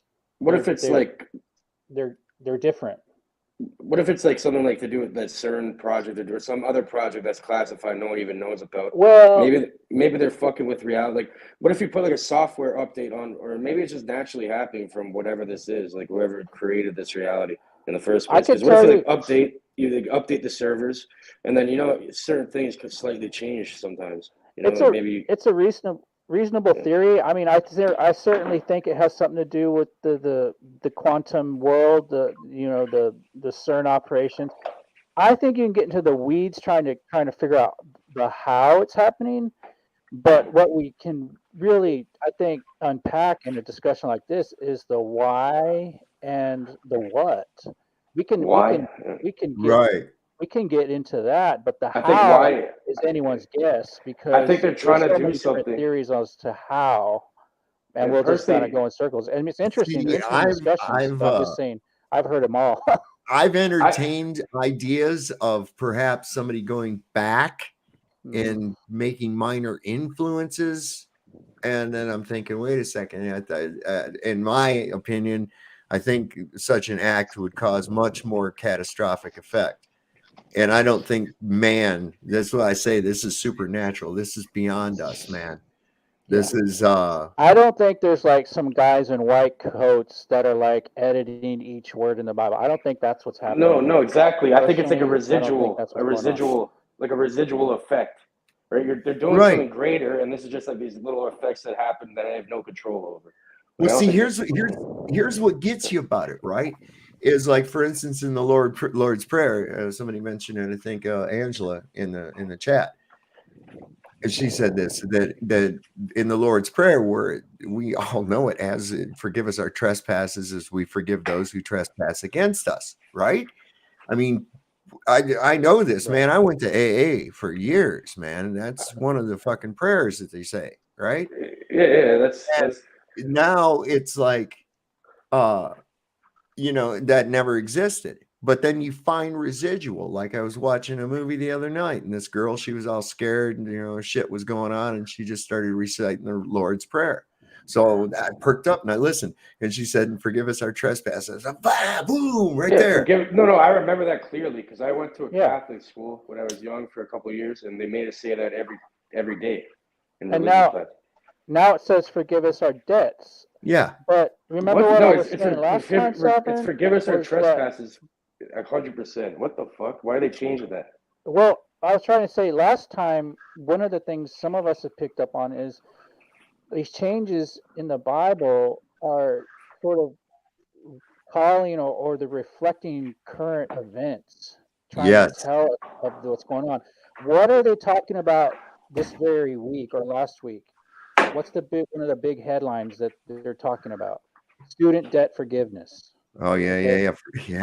Okay. What is the World Economic Forum constantly harping on at the pulpits? Economic reset. Okay. There's this big narrative going around the world, even at the very level of college students, where this sort of debt forgiveness narrative is a big part of our current events that we're dealing with. And not only is debt changed in the Lord's Prayer, but if you look up the spelling of Jubilee in the King James, it's changed to Jubile. No way. Yeah, so it's Jubile now instead of two E's. So again, what's a jubilee? It's a debt forgiveness. So it's pointing you back to that topic, that narrative, that issue. And this is just one of hundreds of words that correlate with current events. And I think that's one of the main purposes of the changes. Now, you talk about the world changes. There's so many world changes, and some of them are very sophisticated in how they're changing and how they might be relaying messages to us. But right off the top, one of the big sectors of changes is logos. Okay. Yeah. Okay. Spell that out. Logos. Logos. Right. It's logos. It's Greek. It means the word God. The word. It talks. Yeah. It's like logos, pathos, and ethos. It's pointing at logos, visual logos. On the other hand, it's sort of the logos, recalling the logos from the Greek, which is the word. And the word, like I said last time, I think is one of the primary issues in this. It's who's the word of God? What is the word of God? And one of the big deceptions I think that's being revealed here was our notion, the church, which made it up. We made up this idea that the Bible is the word of God. That's not actually in the Bible, but the church as an institution adopted that notion that the Bible is the word of God. And it's actually, there's nowhere in the Bible that says that. There's nowhere in the Bible that no one ever said, okay, here's these scriptures. This is going to be the word of God. It doesn't say that. So the word, the logos, is the other part of the narrative here. It's probably the biggest part of the narrative. It's the rediscovery of the logos, and that's, I think, why it really has a lot to do with the Bible. And well, here's another thing though too. I've noticed geographical changes. Changes, yeah. Yes, I mean, all right. For instance, like South America, I've noticed is shifted way far east. In my reality, it was always beneath the United States, and it was roughly South America was roughly the same size as North America. Now it's like 2 times bigger. And it's actually lower than Australia. Yeah, I mean, there's a and Australia used to be the land down under. You remember that? It used to be the Well, lowest. even where New Zealand is at is not where I remember. Right. There's a whole bunch of different shit like that I'm just like, wait a second, man, this doesn't make any sense to me. So that You know, would why is support. it always changing? Yeah, so that would But support the there's whole So now- hologram thing. Yeah. it's like in everyday things, you know, like you Yeah. said, logos, you know. Well, I'm looking for the connections, looking at the logos, but I can't help the but logos wonder. are very interesting. Oh yeah, man! Look at Go this. ahead. They're all. It's sigils. It's sigil magic, man. But It's look at exactly what it so is. many of them are like telling us things. Like, for example, the tail from Curious George is missing now. Like, a lot of people remember the Curious George having a tail hanging from the tree with the tail and all this. Yeah. But the two letters, in tail, TAIL. So you have the two vowels in there. You have AI. Okay. Yeah.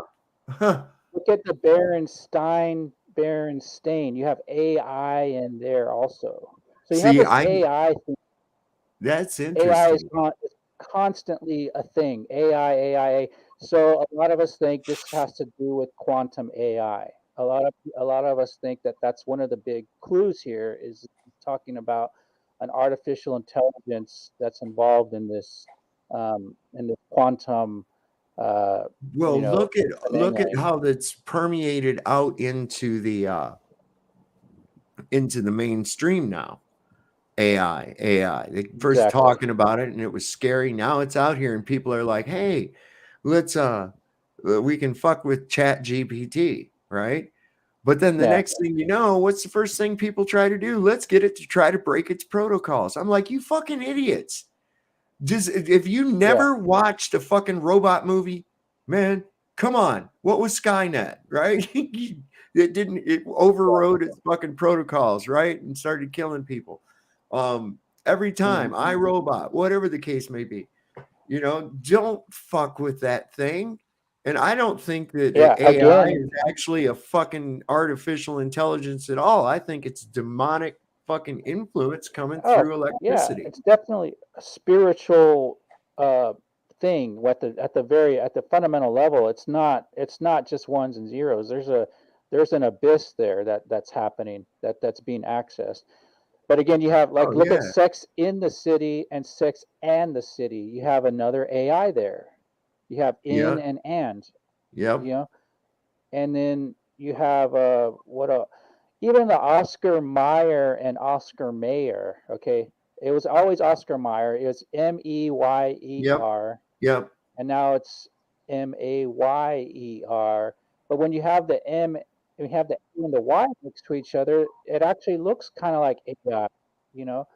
So it's weird like that. There's something to it, but then there's other ones that where like there's this T missing, or there's something to do with the letter T. And if you look at a T, the T looks like a Roman cross. That's So weird. you have Skechers, maybe. Sketcher. Now you have Skechers without a T. Skeccher. See, this would make sense then.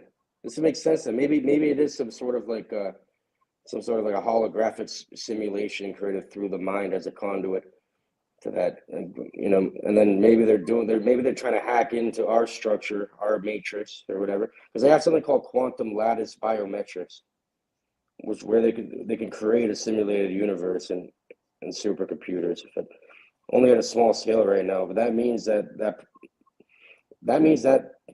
has a possibility to happen. And since we're talking about time before, time is it's because we have finite bodies and we measure it because we're just human beings, but it doesn't really exist. So that means that means it probably already happened. We're probably in like some sort of dimension within a dimension within another one, infinitely.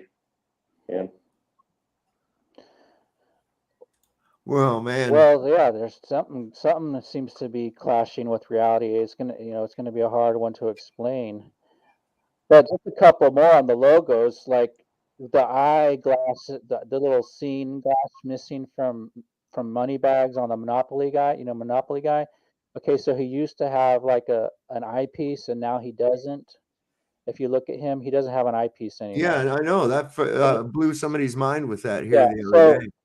so here it's talking about people can't see, It's talking about this discussion of like many people are not seeing this. So there's this narrative about seeing, there's this narrative about the cross, about the Bible, about the wheat and tares. That's another one. Look at the Volkswagen symbol. Okay, that looks like a wheat and tare. So you have that line crossing through it. So you can't ignore that these correlations, I think, to try and understand this. They're just, it's like inextricably intertwined. The Bible changes and the world changes. It's all pointing back to a narrative, an end times narrative. And like I told you last time, Second Thessalonians spells this out. There's a time of the lying signs and wonders and a strong delusion. It's right there in Second Thessalonians 2. If you want to know what's happening with the Mandela effect and the Bible changes, it's right there. And it's just that simple in my mind. I don't see. I mean, give me a better explanation than that, and then I'll consider it. But I haven't seen it. Some of the things I find interesting is that some of these people that look, I'll be straight up. There's certain people, like even in the entertainment industry, that are involved. It's really quite crazy, right? These people are like top level fucking magicians, and I'm not talking about pulling rabbits out of their hats, but these actors and directors and producers, they're more than what they seem to be. Oh, they're all a part of it. Yeah. Now this is what I find prerequisite. You have to. So like I said before, there's this thing about like where I think there's something to do with film and movies and things, because you look at some of the people involved. Okay, Tom Hanks. We have gotten some insight into Tom Hanks's dark side through recent events in the last few years, and some very cryptic shit. We know that he's got ties with NASA. He's done some productions for them, and they helped a lot, like with his Apollo 13 thing. He's notorious for recreating historical events and portraying a character within these historical events. Now, one of which, Forrest Gump, we've seen some changes in that, but let's look at what they did there. They inserted this character into a reality and made it a cohesive story that could be, you see. So wait, now, what changes who else were is with put in this? Steven Spielberg, another one with kind of a dark little bit of secret to him. We've seen many changes in his movies, right? Wait, what changes did you see in Forrest Gump, Robert? Oh, Larry, the life is like a box of chocolates, and it's now life was like a box of chocolates, which kind of takes it out of any fucking relevance. Like it used to be like a box of chocolates, and it's not anymore. Really? There's some other stuff, but these people they're interconnected. They're within the same circle, and we're seeing that their movies seem to be what's involved as well, like we saw with Star Wars and other Spielberg flicks, and some of the shit in Indiana Jones. There's been changes in. And on Tom Hanks, going back a little bit on him, the interesting thing about him, and he is associated with a lot of Mandela effects. Yes. The thing about him is, I think he was there at the inaugural opening of CERN. I wouldn't be half surprised. Yeah, I think he was like the guy that kicked it. Oh, you know what? He actually turned it on. That's what he did. He turned it on. Like they gave him the honor of pushing the button or something. Jesus Christ. Is that for real? For real? Yeah, you can look that up. And then Sally Fields, and I remember her name with an S. Now it's Sally Field. Her brother was a physicist at CERN. No shit. Yep. See, there's so much. There's so much. And it's like I'm saying, there's certain connected characters. You know, they're connected. And I'm trying to find what. See, this is the thing. And like I was saying, every instance in Back to the Future, when they traveled through time, when that DeLorean went through time, every time it went towards and disappeared just before crashing into something that had to do with movies or film. Did you notice that? Mm-hmm. There's a lot of Mandela effects in Back to the Future. There is. I mean, the first one, when he first goes back in time, he's running from the Libyans and he's about to smash into the photo mat booth, right? And then when he's coming back to 1985 and he's got to hit that thing right at the same time as the lightning, right? The car just leaves tire tracks that flame right up to what? A movie theater.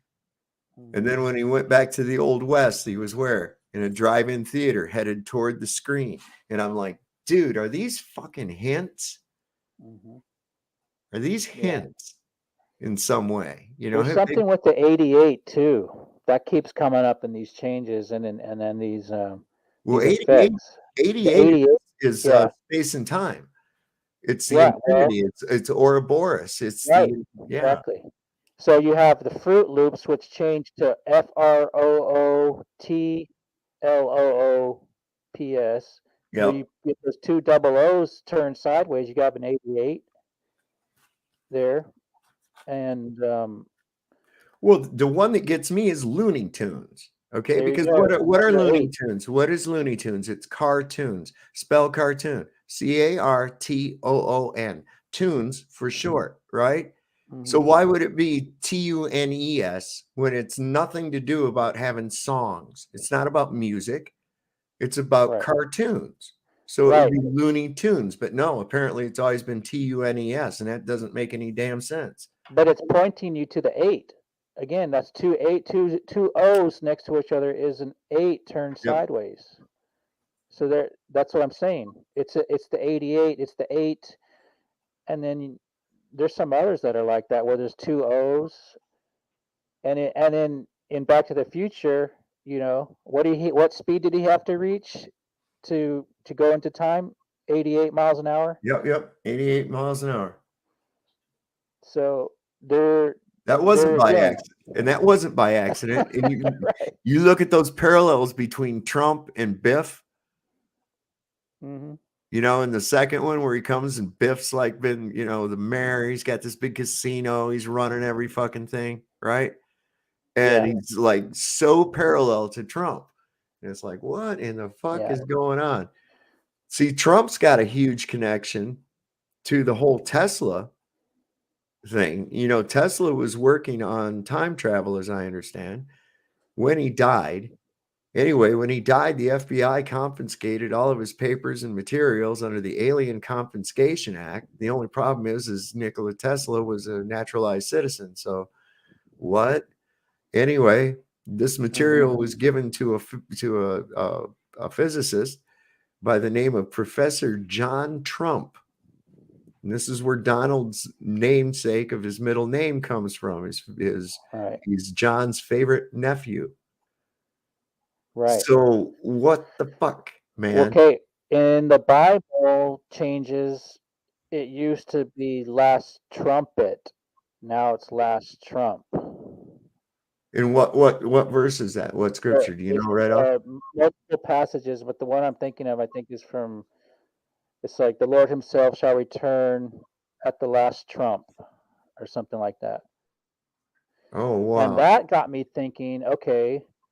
So we had the first Trump, right? Then we got interrupted with the potatoes, and now is there a last Trump coming?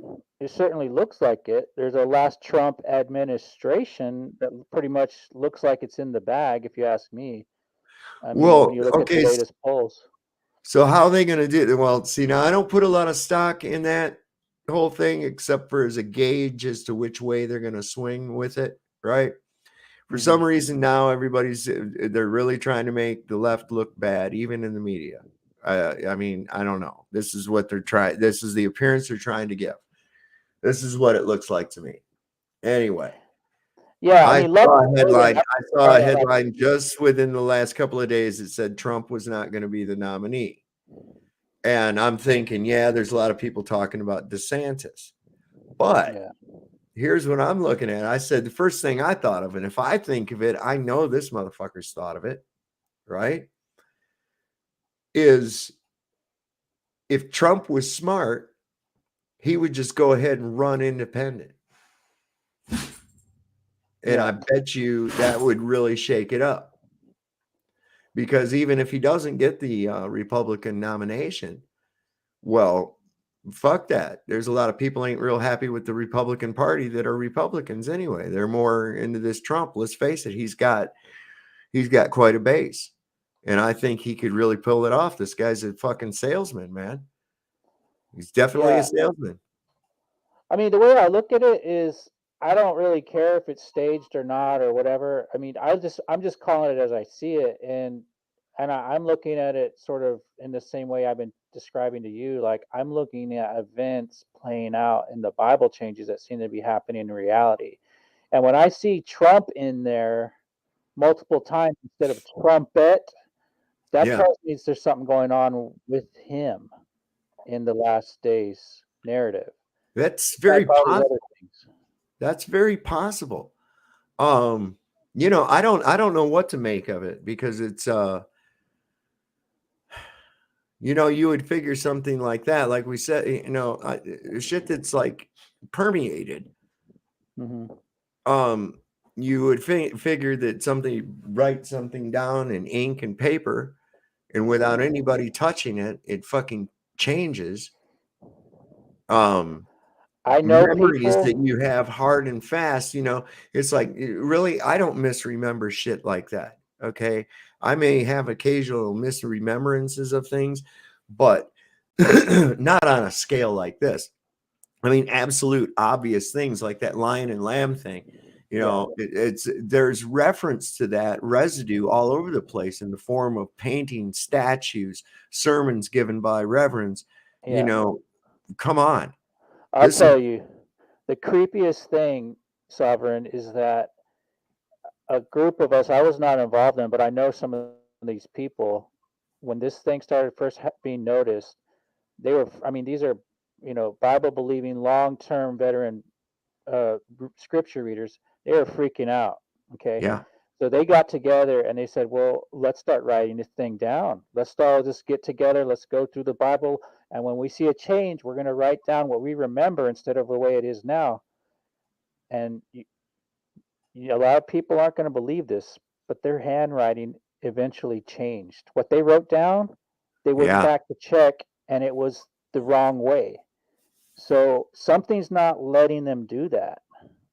Yeah, It's the I creepiest, agree. freakiest thing. So what you know, that's the thing. It's so this points to, you know, we want to quantify it and put it to something like, oh, they're fucking with the electromagnetic thing at CERN and this, that, and the other. And you know, that may be part of it, but it's not it. You know what I mean? There's definitely something supernatural occurring because it's not just like word jumble has happened. Right. You know, these are specific scripture. These are specific things that have changed that people are concrete, know in their minds, in their hearts, in their memories that these were the other way. And bam, now they've changed. And what pisses me off is like, you know, when I know something, I know something. And it really pisses me off when somebody says, no, you're just mistaken. I'm like, no, man, fuck that. I'm not. You know, I have a really good memory. Exactly. Going all the way back. For those of us that really took the Bible seriously, I mean, this was not a like a little trivial thing of like, you know, oh, we forgot our keys. Like we would memorize these verses like we would memorize our mother's name. And you don't forget your mother's name. Well, so you know, you're not going to tell me that I forgot the way something was written when I recited that thing like thousands of times. You're not going to tell me I'm suddenly misremembering it. Right. Now, the strange thing with me is that I've had, access to the Bible and have looked through it quite a bit through my life, but I've never been what you would call religious. I have heard several scriptures because I do like to talk theology, and so I'm pretty well versed in a lot of different theologies. And but it's really strange because it seems like, people that I know that have gone to church like their whole life, or they were brought up within that. And I mentioned something about this to them. And I usually put it in the form of this, I'll say, so in the Bible, it says, where two or blank gather in my name. And they'll look at me and they don't know. It's like I'm like, how is it that I know more about your scriptures than you do? And it blows my mind. But Right. I did have an interesting experience. I went to the store the other day, the farm store, and as it came to pass, I was talking, something came up about this topic, and I was saying something, and this guy, he told me, he says he belonged to some kind of a messianic Christian group. And I was like, oh, cool, where at? And then come to find out, it's right here in my town. So he says, that's really interesting. I says, well, here, I got his phone number, and I sent him a couple links to some of these videos on these specific changes in the Bible. And I'm still waiting to hear back from him.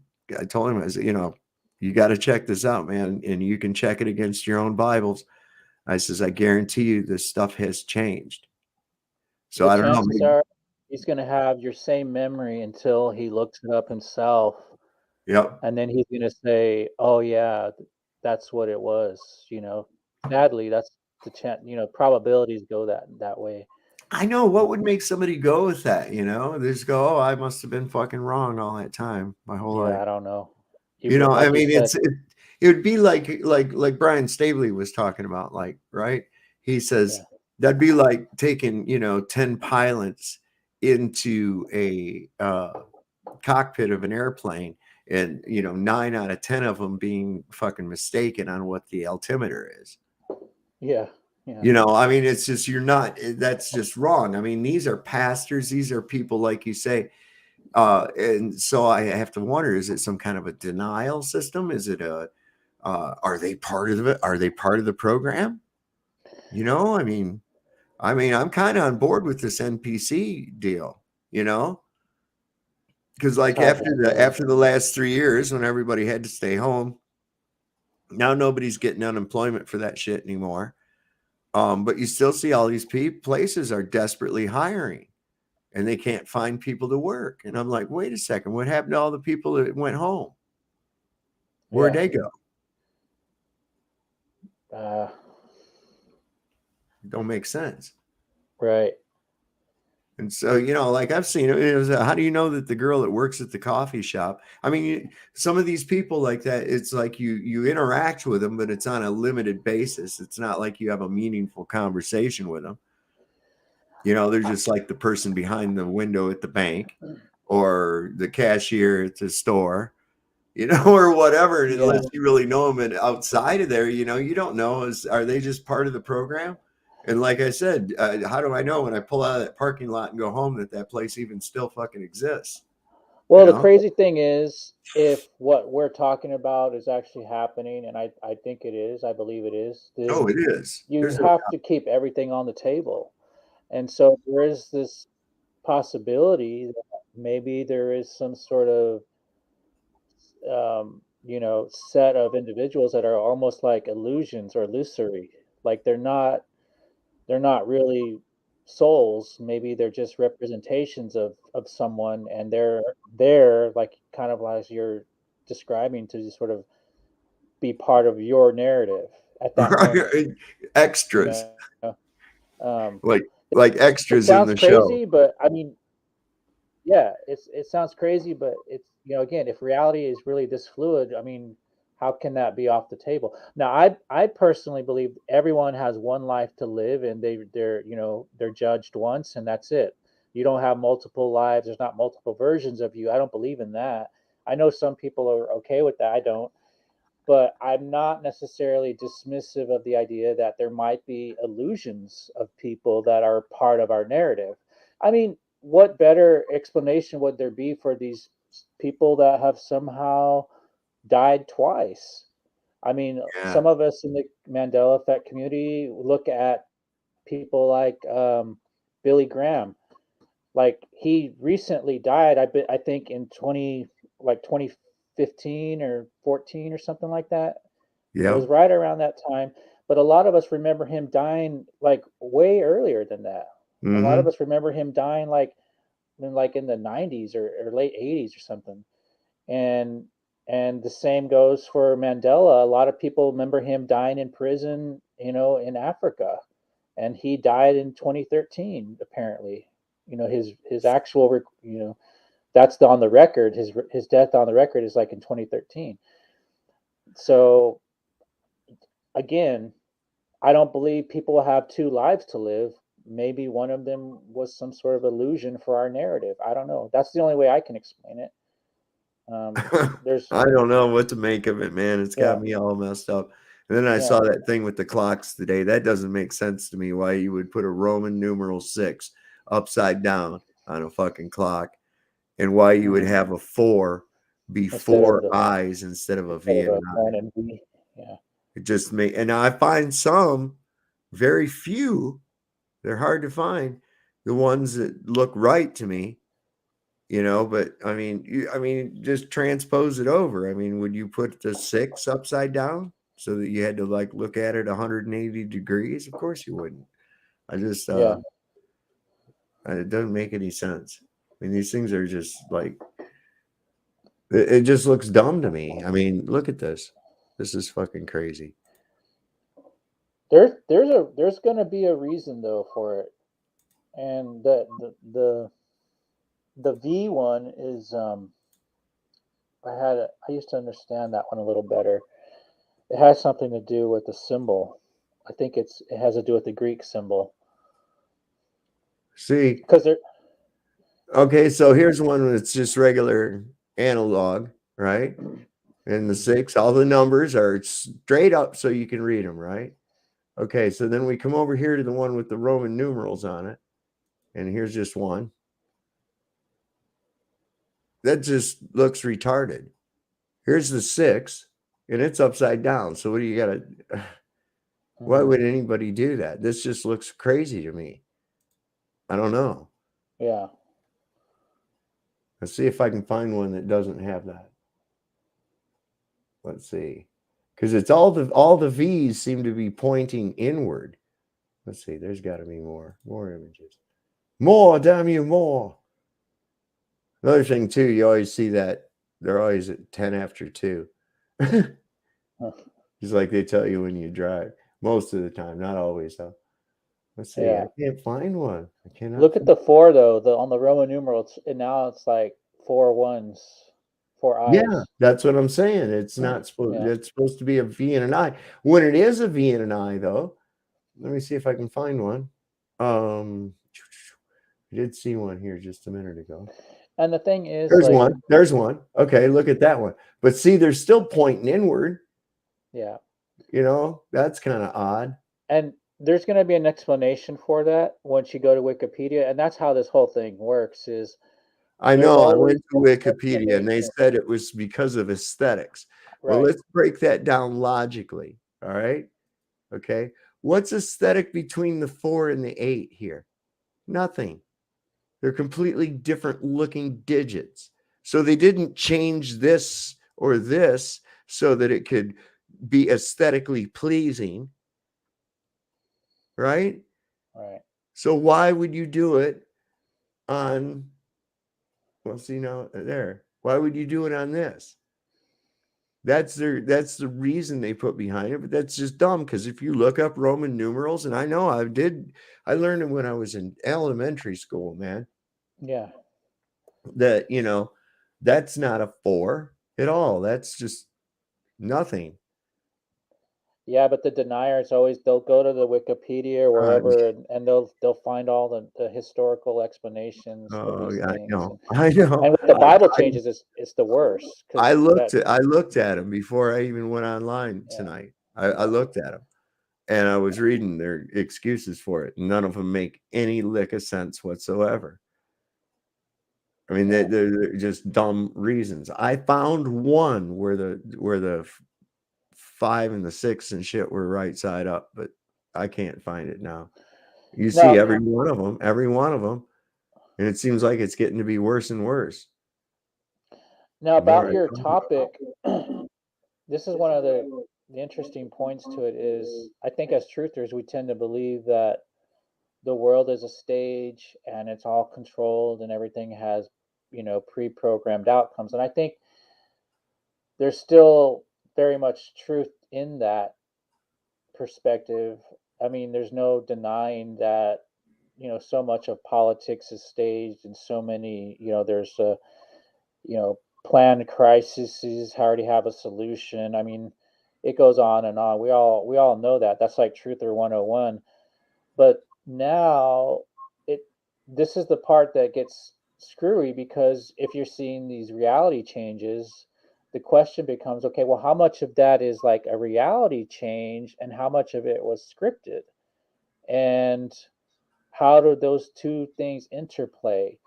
And the trouble with truthers is many truthers aren't seeing these changes, and so they'll just say, well, they'll deny that the changes are happening. But if Yep. but if they see the changes or they see something weird, they'll chalk it up to some sort of pre-planned script that is part of the overall script or whatever. And so they're not able to accept the possibility that there's a supernatural dimension to this world also playing out. And now that it's being revised, it's making it that much more complex or deceptive. You know, what is really part of the script? What is supernaturally changing? And are those two things congruent? Does the overall script include this revision to reality? Or is this revision to reality some kind of black swan that's come sort of as a overlay to what we thought was a controlled script and maybe there's something else happening? You know what I mean? Like, is the revision to reality really part of the script or is it disrupting the script? That's kind of what I wonder about a lot. I wonder, and like you said, there's people that don't see it at all. And it does say, at least for now, there will be signs in the heavens and the earth for those with eyes to see and ears to hear. And that doesn't say that everyone is going to have those eyes to see and those ears to hear. Those of us that do see it and hear it, I think have an obligation to at least give others a chance to see it. But if they don't, that's fine. They weren't meant to. You see, I do believe that we're coming to the conclusion of a spiritual war that is taking place, as above, so below. We're in a spiritual war here. We have a lot of people that are vibing in the negative, scared, fear, anger vibration rather than embracing the just, if you let go of fear, look, fear does you absolutely no fucking good whatsoever. Okay. I got this thing in my hand right here. I got this lighter. And should I fear that if I drop it, if I let go of it, it's going to drop? No, it's because it's inevitable, right? It's inevitable. So to fear something that's inevitable is worthless. It really is. It's undue stress upon yourself. It diminishes your spiritual vibration. You have to take things and look at them, go, okay, this is what it is. Okay, what can I do about it? I think the Christians have a serenity prayer that pretty much exemplifies that very well. the wisdom to know the difference between that which you can change and that which you cannot, and the ability to accept those things that you cannot, because if there's nothing you can do about it, there's nothing you can do about it. You just have to adapt, improvise, and make do. That doesn't by any means lay down and take it by any means whatsoever, because there, in that case, you have something you can do about it. But I think that when you're in a stressed fear vibration, it's hard to actually digress the situation in a logical manner. I don't know. What do you think? Yeah, well, I think, like I said last time, I think fear is one of the major components to not seeing what's happening in this reality that's being revised, because it's sort of like it's going to put blinders on you once you're given the opportunity to assess the situation. Those blinders are going to prevent you from actually using logic and reason to make sense of the matter. I do think the issue does go beyond logic, though. I do believe it is a spiritual matter as well. And so there is a certain degree of importance we need to understand, and that, you know, the spiritual dimension to this plays a very significant role in seeing it. If, I think it comes back to that separation discussion. I think this is the last test. It's the last, it's the last opportunity we have to get our spiritual house in order. And if you've already made your bed and you're not willing to do that, chances are you're not going to even have a chance here to see anything. You're not going to see it happening. You're going to ignore it. Ultimately, you're going to be more concerned about the cares of the world. And you're going to miss out on this opportunity to get your spiritual house in order. That's my take on it. But hey, I gotta roll, Sovereign. Again, it's past my bedtime. I gotta get up early. Right on. I see We Are Awake TV showed up in here. What's going on, We Are Awake TV? Ian, feel free to come on up if you'd like and keep this situation going for a little bit. It was nice having you, 2020 website. All right. Good night, added much to the conversation. Sorry about all the confusion with some others that we had earlier. That was a tad bit distracting, I think. It was starting to piss me off. No problem. All right. Good night. All right. Good night. So I don't know. Anybody else out there? What do you guys think about this? Okay, Karen B's on Kemp Bush says some kids bring their own food. Some pay to let their kids eat. This is a dumb argument. No, it's not a dumb argument, because this is part of your education fucking money that they tax and rob you from, and then cry because they don't have enough goddamn money to give your kids a government meal that is substandard in any kind of nutritional value whatsoever. That's bullshit. Why is the school responsible for that at all? The kid wants to buy food. You want to give the kid money to buy food? Well, go ahead. Call Domino's Pizza or some dumb shit on your lunchtime and hope they get there before lunch is over. The school is in the education business, not in the transportation business, not in the restaurant business. Yes, kids have to eat. We ate. Look at me. I went to school and I ate. Everybody ate. Nobody died. No one starved. You know why? Because we took a motherfucking lunch to school with us. And then when we were in high school, we were allowed to leave the campus at lunch and go across the street and get a slice of pizza.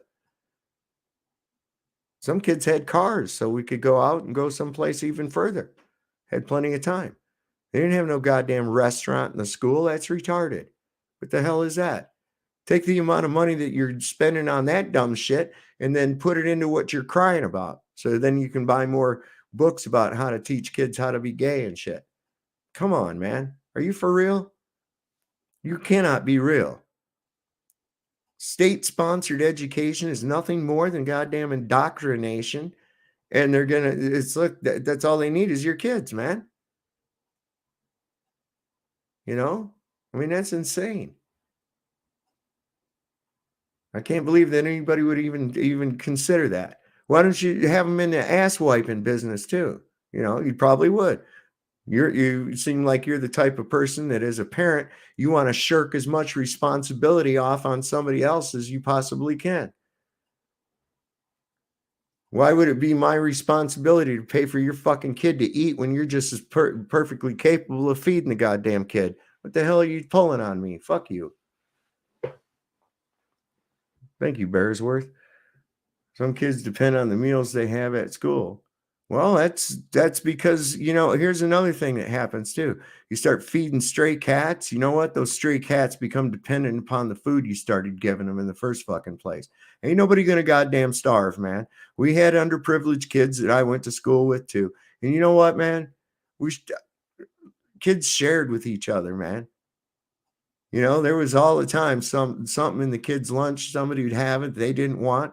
Had a box up front in the lunchroom, and you could put your whatever you didn't want in there. And then those kids that couldn't afford to have as much food, or they forgot their lunch or something, there was something up there for them. I don't understand where the state got involved with having to fucking feed people's kids. Is everybody in school on welfare or some shit, or what's up with that? Come on, man. Food stamps will buy shit to make a sandwich and a snack pack with, man. Come on. You gotta be shitting me. Peanut butter and jelly sandwich, a little sack of cookies, and a Kool-Aid box. Man, there you go, man. You're styling. Good God, what is this shit? Gotta sit down and have all this shit, some substandard crap food that nobody would bother trying to digest. Jesus Christ. I've seen what they feed these kids. It's the same as jail food.